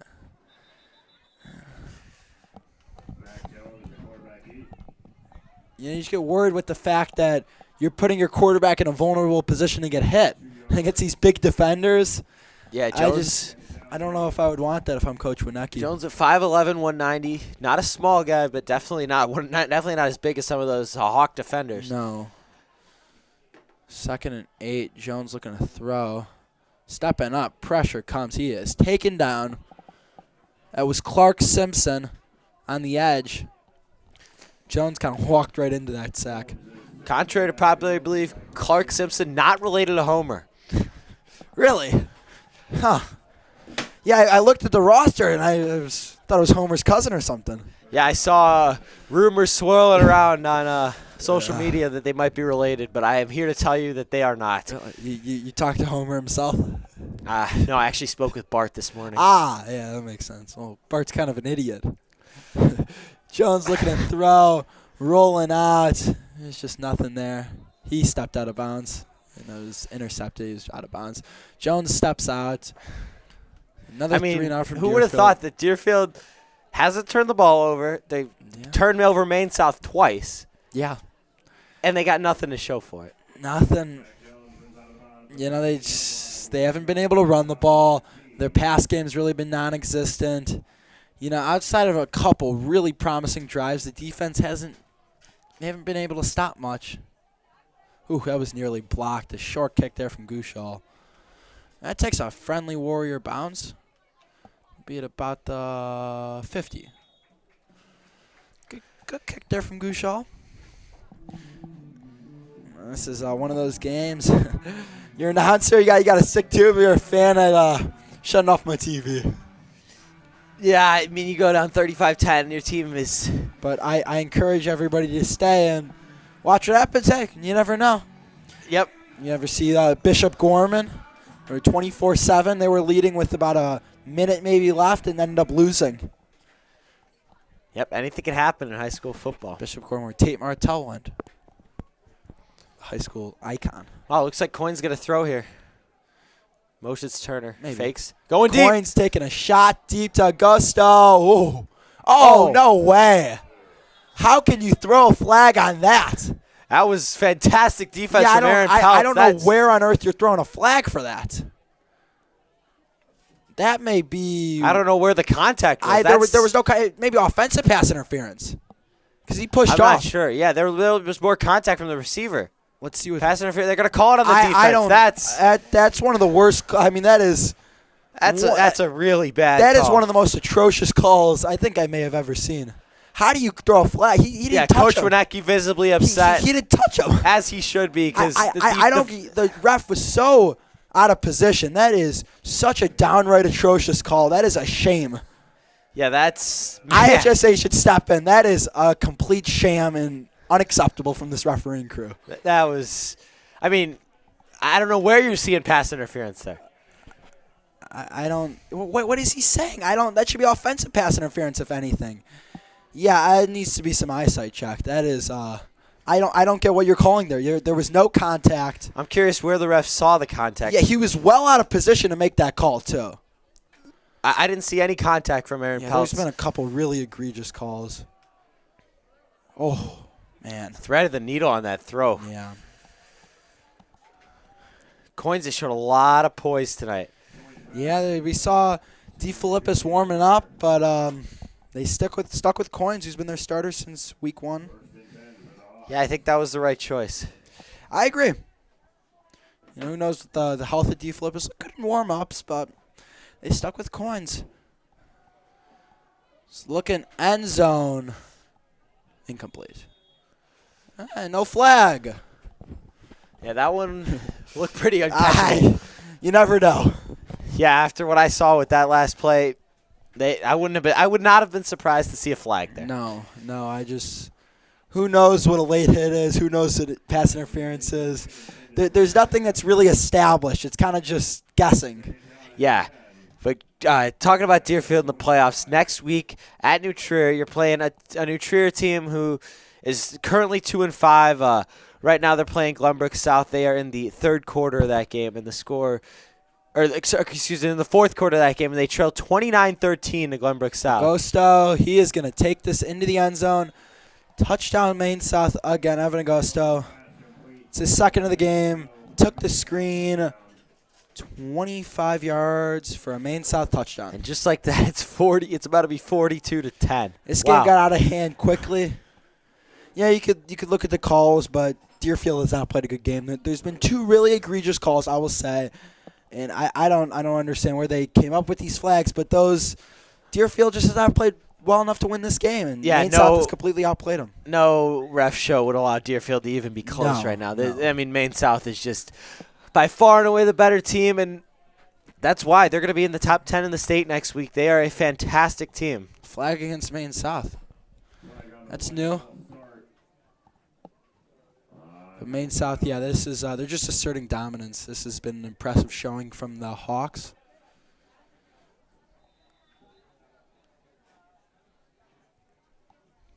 You can see the frustration on the Deerfield sideline. And in what was thought to be the top matchup of this week in Illinois, number 3 East St. Louis facing off against number 6 Edwardsville. East St. Louis currently leads Edwardsville 19-7.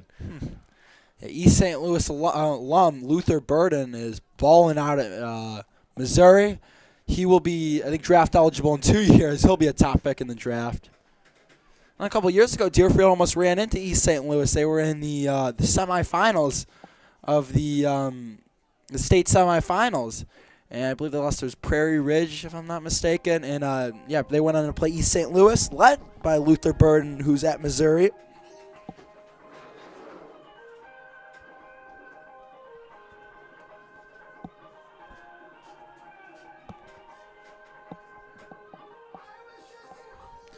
It's been a disappointing night for the Warriors on senior night. Just Maine South, a far better team. Deerfield Yeah, I just mean, has it was no match. 21-10 recently and 42-10. It's still the third quarter. Yeah. A lot of penalties, some self-inflicted, some who knows. But it's just been the penalties. They probably close to near 100 penalty yards. And then also the mistakes. You know, there's been a lot of missed tackles, mistakes on off, missed opportunities, maybe just poor play calls, lack of aggression, maybe aggression at the wrong times.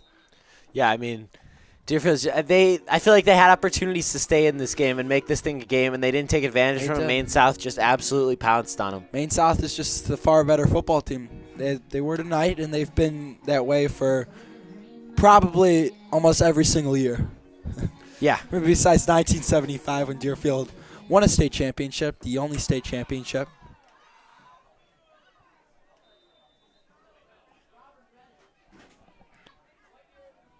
Empty backfield here for Jones. It's 42-10 with 3:33 left.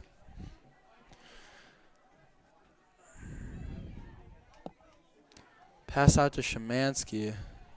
He's going now. Ooh. That was kind of a late hit there. Kind of threw him to the ground. Sam Cooper. Yeah, it's just Deerfield's offense is very stagnant. Very stagnant. They can't really move the ball, and Maine South is really, I mean, outside of the face mask, they've been really disciplined on defense. And they've just been making a lot of plays. They've made Deerfield drive on them instead of, self-inflicted wounds with penalties. And Deerfield really hasn't been able to drive. It's Jones running around, throws it over the head of Yeah, the one thing I've noticed about Mac Jones these last few weeks is had a little less success than he has earlier in the season. He's really only looked for one route. Yeah. He's got like tunnel vision. He's only expecting one route. Like, I think one thing for him in the future is to look at all your routes, like do all your scans, not just do, like, if your first read's not there, he tends to throw it away sometimes. And I think his second and third reads are sometimes open and they're not able to be found. So I think that's a big point for Mac Jones in this, especially this offseason. Yeah, I think they got to work. He's got to go through his reads more. And, I think, I don't know if we're at the level necessarily where you got good enough safeties who are going to be able to read the quarterback's eyes like that and really pinpoint where he's going to throw it. But, yeah, it's really telegraphed from Jones sometimes. And he needs to, maybe be more comfortable in the pocket and go through his reads and, look for more open receivers. For sure. This game has gotten out of hand quickly. It'll be interesting to see if Coins plays the rest of this game. Is Gouchal with it? Nice little punt there. No fair catch called. Nice tackle there.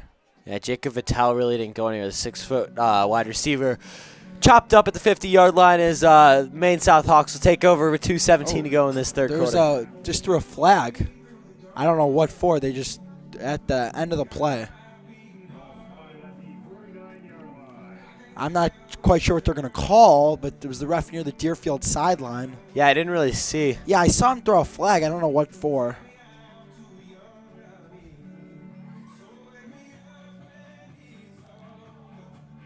On Maine South. There we go. Personal Wow. foul on Maine South. I haven't seen a whole lot of that today. I think that's just going to be 15 yards from the end of the Yes, kick. I'm not sure. I didn't see any extracurricular activity after the play, but No. You know, recent years we really have not seen Deerfield get beat like this at home, really ever. You know, they were in the CSL North, and they had a beatdown like this to Hersey at last year. That was on the road, and this is unfamiliar territory for the Warriors. Yeah, you rarely see this with the Coach Renecki coach team. He loves to keep his team in the game. They does a very, very good job of it, and that's why he's in the Hall of Fame, and this one's just really gotten away from us. Yeah, this is a really good Maine South team. Coins looking, going deep. He's got a receiver, incomplete. Surprised there wasn't a flag there. That was more contact than the play with Peltz on the sideline. It kind of looked like Turner slowed down because the ball was just a little underthrown there from Coins. Yeah, they were saying earlier, maybe have been a little too harsh on these zebras. They're humans like the rest of us, so apologize. But there's just no consistency. All we want is consistency. Are you going to either be aggressive, happy, flag happy, or are you not going to be flag happy? You're going to let contact go, and there's just not been consistency. Yeah, that's really all you can ask for. Exactly, that's all you can ask for. You're not going to be in these high school refs. You're not going to be great, but you got to be consistent. Ooh, man. Almost jumped that route. Wow, he hung on to that. That was a fantastic catch. Nick Wong on the catch. Aaron Peltz on the hit. That's good timing there from Coins. Feels like he's got great chemistry with his receivers. Yeah, I think that's one of the reasons why we haven't seen DeFilippis yet because he got injured early in the year. Coins has had this time to build relationships with his receivers, and clearly they work. DeLumo out of the game. That was Anthony Capicius with the carry. I'm surprised we haven't seen more DeLumo this game. We've seen him at receiving as Capicius. I believe that's how I hope I'm pronouncing that right. With the carry. Capicius built more like a fullback, 5'9", 196, kind of like a Kyle Juszczyk kind of guy. And they're just going to run it with them hurrying up. Man, he's just running through guys. Yeah, this is Deerfield starting to fall apart. Yeah, and we still got a whole another quarter left of football. Yep, about a minute and 23 and counting in this third quarter. Maine South looks like they're going right for the end zone again. Yeah, and they're just going to continue to run it. Quinn Szymanski has not had these holes all night long. There is some sort of commotion going on in the crowd. I'm not sure why. Something coming out of the marching band. Not sure what they're doing over there. But this has got to be a tough feeling for Coach Renecki and his boys. It's senior day.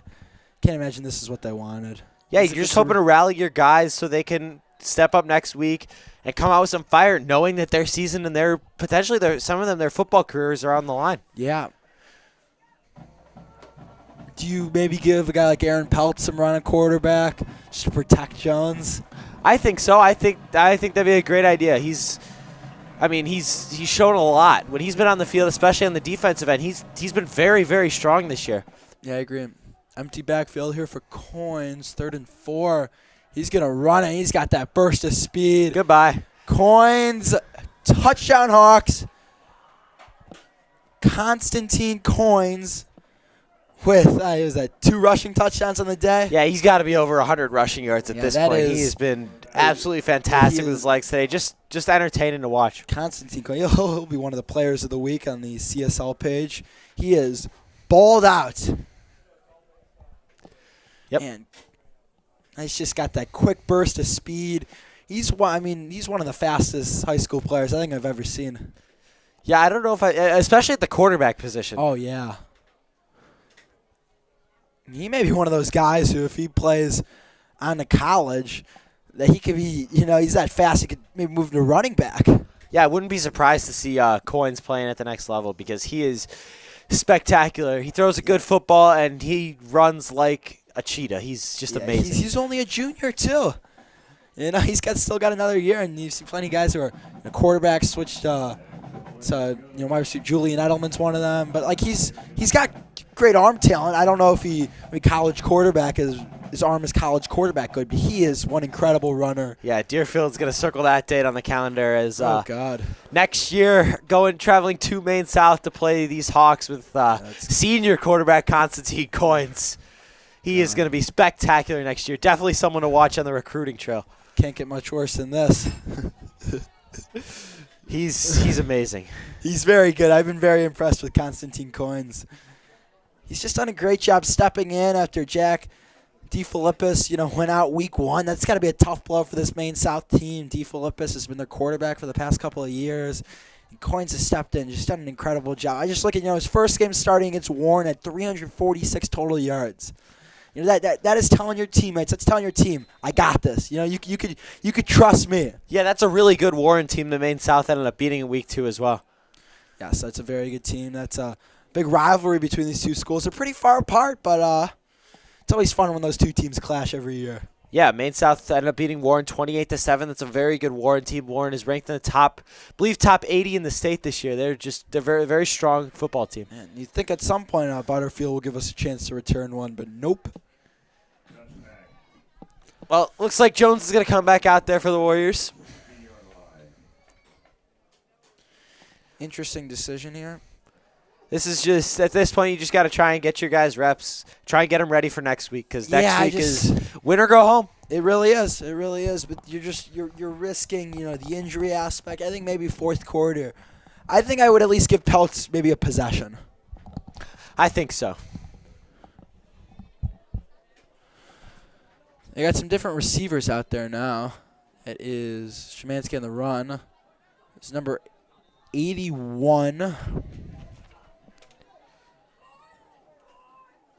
Glenbrook South has opened up a 16-point lead over New Trier with about 5 minutes left. So it looks like they're going to win. That is New Trier is going to be 2-6 going into next week's tilt with Deerfield. I believe that was number 81, Will Swender, getting some run going on. Swender I don't know if he's played at all this year. Plays baseball, very good baseball player. But it's good to see him out here. Yeah, it's cool to see Deerfield guys who don't play very much getting a lot of reps because, hey, that's the future of this team. Will Swender's a sophomore. I got to imagine he's going to be getting a big load of snaps next year and it's his senior year. So getting him experience now against a very good team is always it's really valuable. I can't imagine when he woke up he thought he'd be coming in against Maine South, but your first game actually being one of the best teams in the state. It's not easy. Yeah, it's good practice, though, for sure. We're at the end of the third quarter. We're back early. That was quick. It's Maine South 49, Deerfield 10. Once again, we thank you all for joining us today. Thanks to the athletic directors, Deerfield Athletics, for giving us this opportunity as Deerfield looks like they're going to suffer a loss and move to 4-4, but couple situations in this game that you can take positives out of. Early in the game, led 3-0 after the first quarter. Blake Rubin, another receiver out there, and Evan Yablin, the sophomore, with the carry. Ooh, he was pulled down. It looked like, was that a face mask of some sorts? I don't know how he got pulled down. It looked like a face mask or a horse collar. Yeah, I don't know. I'm not sure. It's hard to tell. See. Yeah. Yeah, I got a plethora of sophomores coming in. Not a lot of sophomores on this team who provided really much contribution. Charlie Morris is the only one who starts. Trevor Gross, the long snapper. But it's good to see some of these guys getting some run. For sure, because when you lose, you got a whole slew of juniors on the team this year. When you lose those juniors at the end of next year, you're going to be looking at these current sophomores. Yeah, and there aren't a lot, but we'll see what happens. See if you could find one of those young sophomores. Play clock running down. Jones gets the snap off. Rolling out, looking, really nothing there. It was an interesting play concept there. They only had 2 guys running routes. Yeah, and Maine South still was able to get pressure to Mac Jones. That defense is they're all over the place. I don't understand. They had the multiple guys on both of the receivers, and there was pressure. It's just, this is where Deerfield is just so outmatched. Yeah, Maine South is just, they're the much better team, and it's shown. There's a reason that they're ranked number 11 in the state, and Maine South is officially a Illinois football powerhouse. They're 7 games in a row going into last game of the season, and then playoffs. My pick right now to win the state championship, Maine South. Gushaw on the punt. It's going to bounce. Ooh, I think that may hit off a Maine South player. Let's That'll see be Deerfield ball. It should be. Let's see what the official says. They say didn't make contact with a Hawks player. They're going to discuss this one.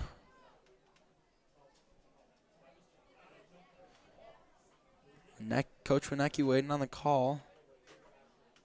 Deerfield seems to think it's their ball. And it is! Deerfield ball. That's the second turnover on a muffed punt on special team. There was the muffed snap, but it's really been the only issue is the punt team for Maine South. First and 10 for the Warriors.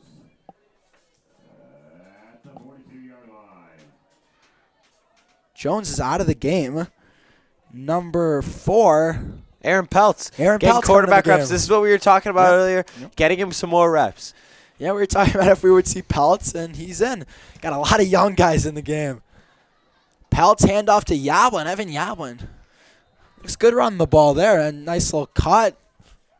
Yeah, he's stepped into the backup running back role after potential running back this year. Trey Ponticus separated his shoulder last summer and was really just a disappointing injury because Trey was so dominant last year at the fresh soft level. Yeah, Trey could be a really good player in a couple of years. He is really dominant when he's got the ball. We watched him, on the fresh soft team, and no one could tackle him. He was by far the best player in the field every time they played. Yeah, next year, Trey Ponticus, you're going to hear that name a lot. For sure. Good cut from Yablin, Yeah, though. a nice little run there from Evan Yablin, showing some promise.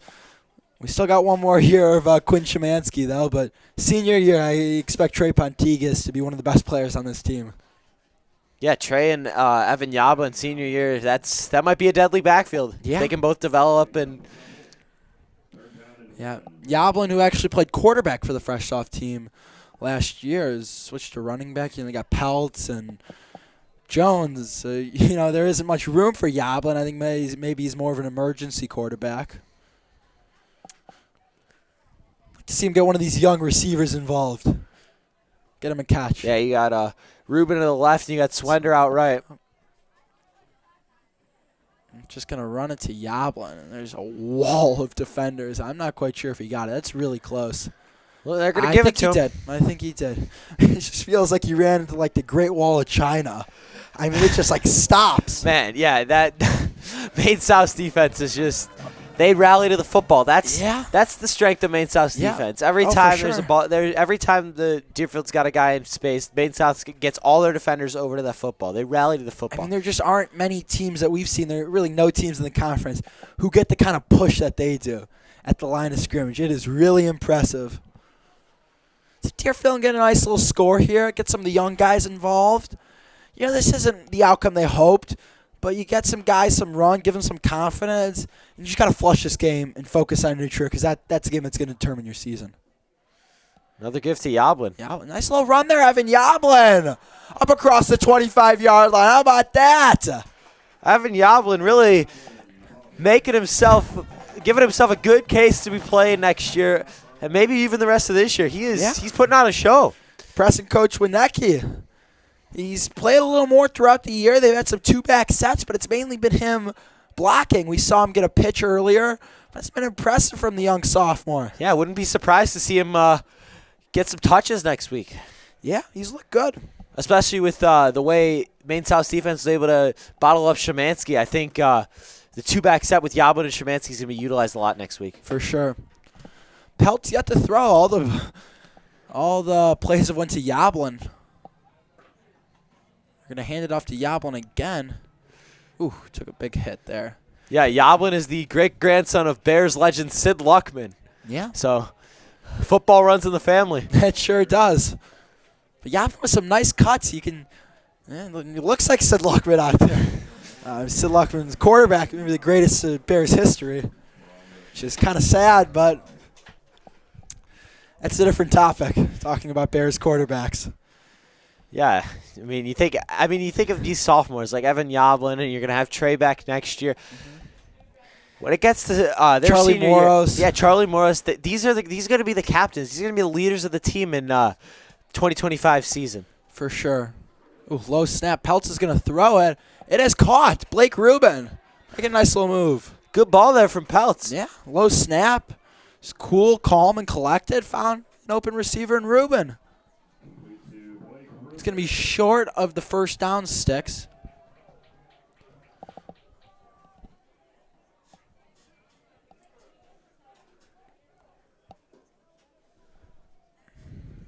Third down and 2 for the Warriors.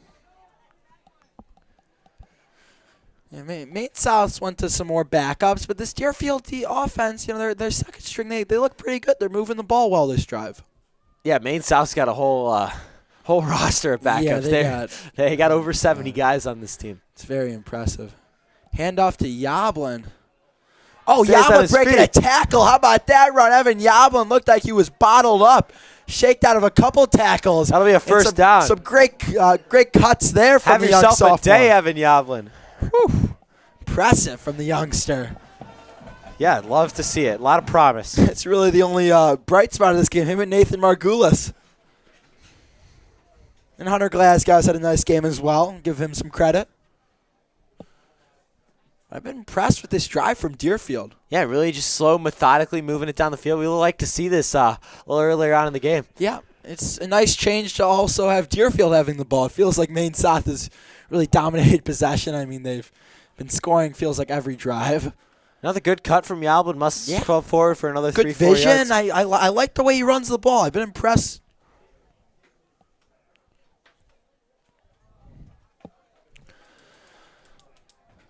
See if Deerfield can punch it in the end zone here. Yeah, I think that would be give these guys a nice little boost of confidence and make them feel a little better. You put together a nice drive. I mean, this arguably is the best drive of the game. They haven't really went a full drive. They've kind of had a short field in their scoring drives, and they got an opportunity to punch it in the end zone here after starting in their own territory. We had a kid on the PA announcer there. Peltz is going to throw it. He's going end zone. Will Swender. There's a flag. There's a flag. Yep, good call there. Yeah, good route by Swender. Yeah, good route there, Will Swender. He got pushed there. That was a no-brainer. I'm not quite sure what the defensive back was doing there. Yeah, good ball from Peltz. Good route by Swender. These second strings are really making themselves a case here late in this game. That was Zane Gurney. He had great coverage, and he just shoved Swender for no apparent reason. And that's going to be an easy of a call, as easy as a call as it gets. Yeah, he was a great position to make a play. Could have even intercepted that. Yeah, first and goal for the Warriors now. Yeah, and I'm not quite sure what he was doing, but hey, we'll take it first and goal. I like them giving it to the tall Swender. Swender 6'1", tall kid. Second down and goal from the 3-yard line. Gotta imagine this ball goes to Yoblin. See if he can punch it in here. Peltz is going to hand it off to Yoblin, and he is stuffed. And Yoblin, the ball carrier. Interesting. It says the chains say that it's third down and goal right now. Yeah, I'm not quite sure that's true. I thought it was second. No, they called the pass interference. I think that's got to be fixed. Yeah, I believe it's second down right now. Yeah, I'm not quite sure. But, you look ahead to next week. Next week is the big game. It all comes down to this. And Deerfield, it didn't have to be this difficult, but they made it more difficult on themselves. And, there's no one else to blame but themselves. But yet again, they still have an opportunity to beat a team they got a good chance of beating. I think they're a better team than New Trier. They may not get the snap off, and they threw a flag. I'm not quite sure why it says third down. Yeah, I'm pretty sure it's second down. They call pass interference, if I'm not mistaken. And even if they called holding, it's an automatic first down when you got defensive holding. Yeah, I don't know. It's weird. Not quite sure what's going on. That's going to back up Deerfield. I'm surprised Coach Winecki didn't use a timeout there. Glenbrook North has officially eliminated Evanston from the playoffs. Wow. So the Wildcats fall to 3-5, and Glenbrook North gets their second win of the year. Yeah, that eliminates. I believe that eliminates Evanston from the playoffs. That is a big upset. It's a huge at Evanston too. Yeah, that makes the loss last week from Deerfield. Peltz's throw, Rosenthal inside the 5, just short. I'm thinking they're going to go for it here. Yeah, I'd imagine so. That makes Deerfield's loss last week against Evanston just sting a little more because this Glenbrook North, this is not a great Glenbrook North team. If we're just being honest, they were 1-6 heading into this game. That just makes last week was homecoming. That was your chance. That was for sure. I guess it's fourth down. I thought it would be third down, but they're going to go for this. One touchdown here, get some momentum. Peltz rolling out. See if he can run for this. Aaron Peltz is in. Touchdown Warriors. On 4th and goal, Peltz runs it in from 3 yards out. And the Warriors get their second touchdown of the game. This is what we were saying earlier. It would have been nice to get Aaron Peltz involved in a little option game earlier on, but Warriors stuck with Jones, and Peltz really showing a lot here towards the end of this game. I'm impressed. I've been very impressed with Aaron Peltz. I don't understand why they haven't went to maybe more two quarterback, where they've played with two, run more sets where they, involve Peltz. I mean, he's really quick. You saw him get to the outside pretty easily. I mean, these Deerfield players have had a rough time outrunning really any Maine South guys all game. Yeah, but he did it there pretty easily, and that was an impressive drive there from Aaron Peltz. The best example of two quarterbacks I've seen is 2020 Ole Miss. They had John Rice Plumlee, the running quarterback, a couple of Matt Corral, the passing quarterback. There was a fantastic duo for Lane Kiffin and Ole Miss a few years ago, and if Deerfield can go copy that scheme a little bit, I think a two quarterback set could be very beneficial. Yeah, thanks for rubbing in Indiana's 2020 Outback Bowl loss, Brody. But, no, another team, the 2021 Notre Dame, Jack Cohn and Tyler Buckner. Buckner now at Alabama, not playing very well. Shocker. Yeah, it's the two-back sets. Not two-back sets, excuse me. When you play with two quarterbacks, it just makes your offense that more dynamic. It can be effective. Yeah, it can be effective. You got a pocket-passing quarterback, and they like the option. You can tell they like the option with Jones, but it doesn't really work with Jones. Jones doesn't have that speed, and I think Peltz brings that factor that could really, boost Deerfield's offense. That was, I think, the best drive of the game. And, oh, my God, we forgot. That touchdown is brought to you by Banner Plumbing. We were so distracted talking up that drive that we forgot to inform you guys about that. All touchdowns are brought to you by Banner Plumbing. You need plumbing equipment, go to Banner.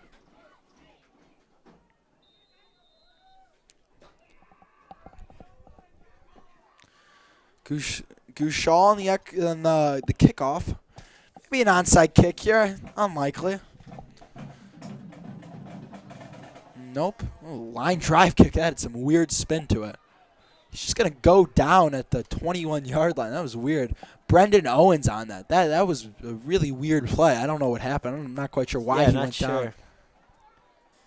I mean, he had some space to run. He was back like he was expecting to receive the kick, but he just went down at the 21-yard line. Didn't look like an injury or anything. Yeah, you see Jack Berger consoling Logan Rosenthal after his first catch of the season. It's really cool to see Jack Berger, even though he's injured, he's still supporting his teammates. He's the true definition of a locker room guy. He's a guy you really wanted on your team. He's a leader on this team, and he is he's a guy who's fun to be around, and it's a crushing loss that he's able to be on the field. And wouldn't you know it, we have a sighting. Jack DeFilippis is in the game. He has not played since he was injured in week 1 against Brother Rice, but Jack DeFilippis is back on the field for Maine South. That is a great sign for the Hawks. It's a big storyline coming into this game, whether he would get some time, and he does. He's got some space. Up across the 40-yard line. Ooh, near the 45. I believe that was Julian Turner who's had a really good day. Yeah, a lot of these Maine South receivers, numbers of the A's got 85, 86, 87, 88, and 89. A flag on the play. Yeah, but, it's his senior year. Jack DeFilippis, DeFilippis was a guy who wanted to get recruited. He was on that level, had a great summer, what I was hearing. It's going to back Maine South up. But it's so crushing. You just got to feel for a guy like that in his senior season that he's not able to play for almost all the season. But it's great to see him out here. And, you got to feel happy for DeFilippis. Yeah, it'll be interesting to see what Maine South does moving forward. If they're going to stick with Coins, who's gotten them to this point. It's hard to bench Coins. It's like it's really hard. But DeFilippis, I mean, he was their starting quarterback. He won the job preseason. So it's like a Wally Pipp story with Lou Gehrig where Wally Pipp got hurt and then Lou Gehrig took over and played, and it was 2,000, something like that, straight games.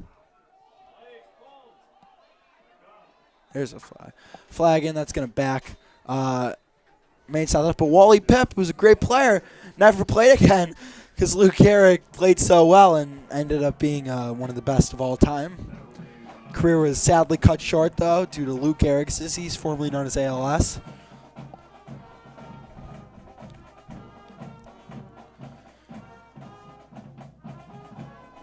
49-17. Just about 3 minutes left to play. It's been a disappointing night for the Warriors, but some promise, at the. I'm not quite sure what's going on. They're going to move them forward. Yeah, they played Maine South really, really well for a quarter. They had. Now they're going to back they them up. led 3-0 at the end of the first. They had one of the more electric starts to a game I've it ever was- seen. That defense was. They showed so much energy and so much poise out there. They started so hot and they showed a lot of promise, a lot of fight. And as this game nears the end, Maine South just outmatched Deerfield. Yeah, they were the better team, and Maine South is the better team. That was a sophomore Trevor Gross on the stop, the long snapper. Yeah, Maine South, this is the reason why they're one of the best teams in the state, and they showed it tonight. It was a statement victory. This is one of those games where it feels like it could be a trap game. Deerfield, they got nothing to lose, and they play hard, and Maine South just dominated. And I was really impressed by the Hawks showing tonight. That was number 24, number 34, excuse me, not Sam Cooper. Sam Cooper plays the defensive side of the ball. It was number 34, Anthony Capicius. But yeah, I've just been really impressed with Maine South today. It's a disappointing loss for Deerfield, of course. Yeah, we go under 2 minutes to go here in this fourth quarter. It's 3rd and 9 for Maine South. See if Deerfield can get the ball back and get a little more action with Peltz and Yoblin, because I enjoyed watching that a lot. Yeah, that was a fun drive. But the game next week for Deerfield, that's going to determine their season. He's going to be, I think he's short. Yeah, they're going to mark him just short. That was Capicius on the run. Let's see if they want to go for it here, and they go for it. I'm guessing they will. Yeah, you get it first down, you knee out, and that's the ball game. But this is going to be a disappointing loss for the Warriors. You have one of the best teams in the state coming to your house. It's not easy, but Deerfield felt like they could win this game. They felt like they could compete. As Capicius has the first down, that's going to do it. Disappointing loss for the Warriors. This will drop them to 4-4 in the year and 1-3 in the conference. They're starting out 3-0 and 4-1. They've dropped 3 out of their last 4, and I believe 4 out of their last 5. Yeah. Just not. D. Philippus is going to throw. I guess just trying to get him more comfortable, but that's not. Yeah, normally in blowout games Not much. I understand it, but I mean, it's the in blowout games like this, the classy way is to take a knee and. You won't see a knee taken very much in blowout games like this, but yeah, I think I think the right thing to do is to take a knee and.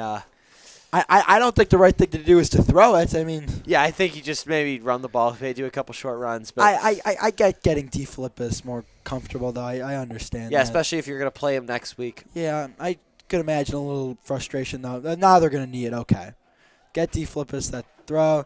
That's gonna do it. Final here at Adams Field, senior night. Big thanks to Athletic Director Flannery, everybody who worked to make this game possible. And thank you to all the seniors on the football team and the seniors in the band, WDT, and another great job by the marching band. Disappointing loss for the Warriors. They lose to Maine South 49-17, dropping their record to 4-4, setting up a big game against New Trier. Next week, I'm Drew Weiner, joined alongside Brody Sheffer, and we will see you next season. Yeah, thank you everybody for joining. We will be back next year for the 2024 football season.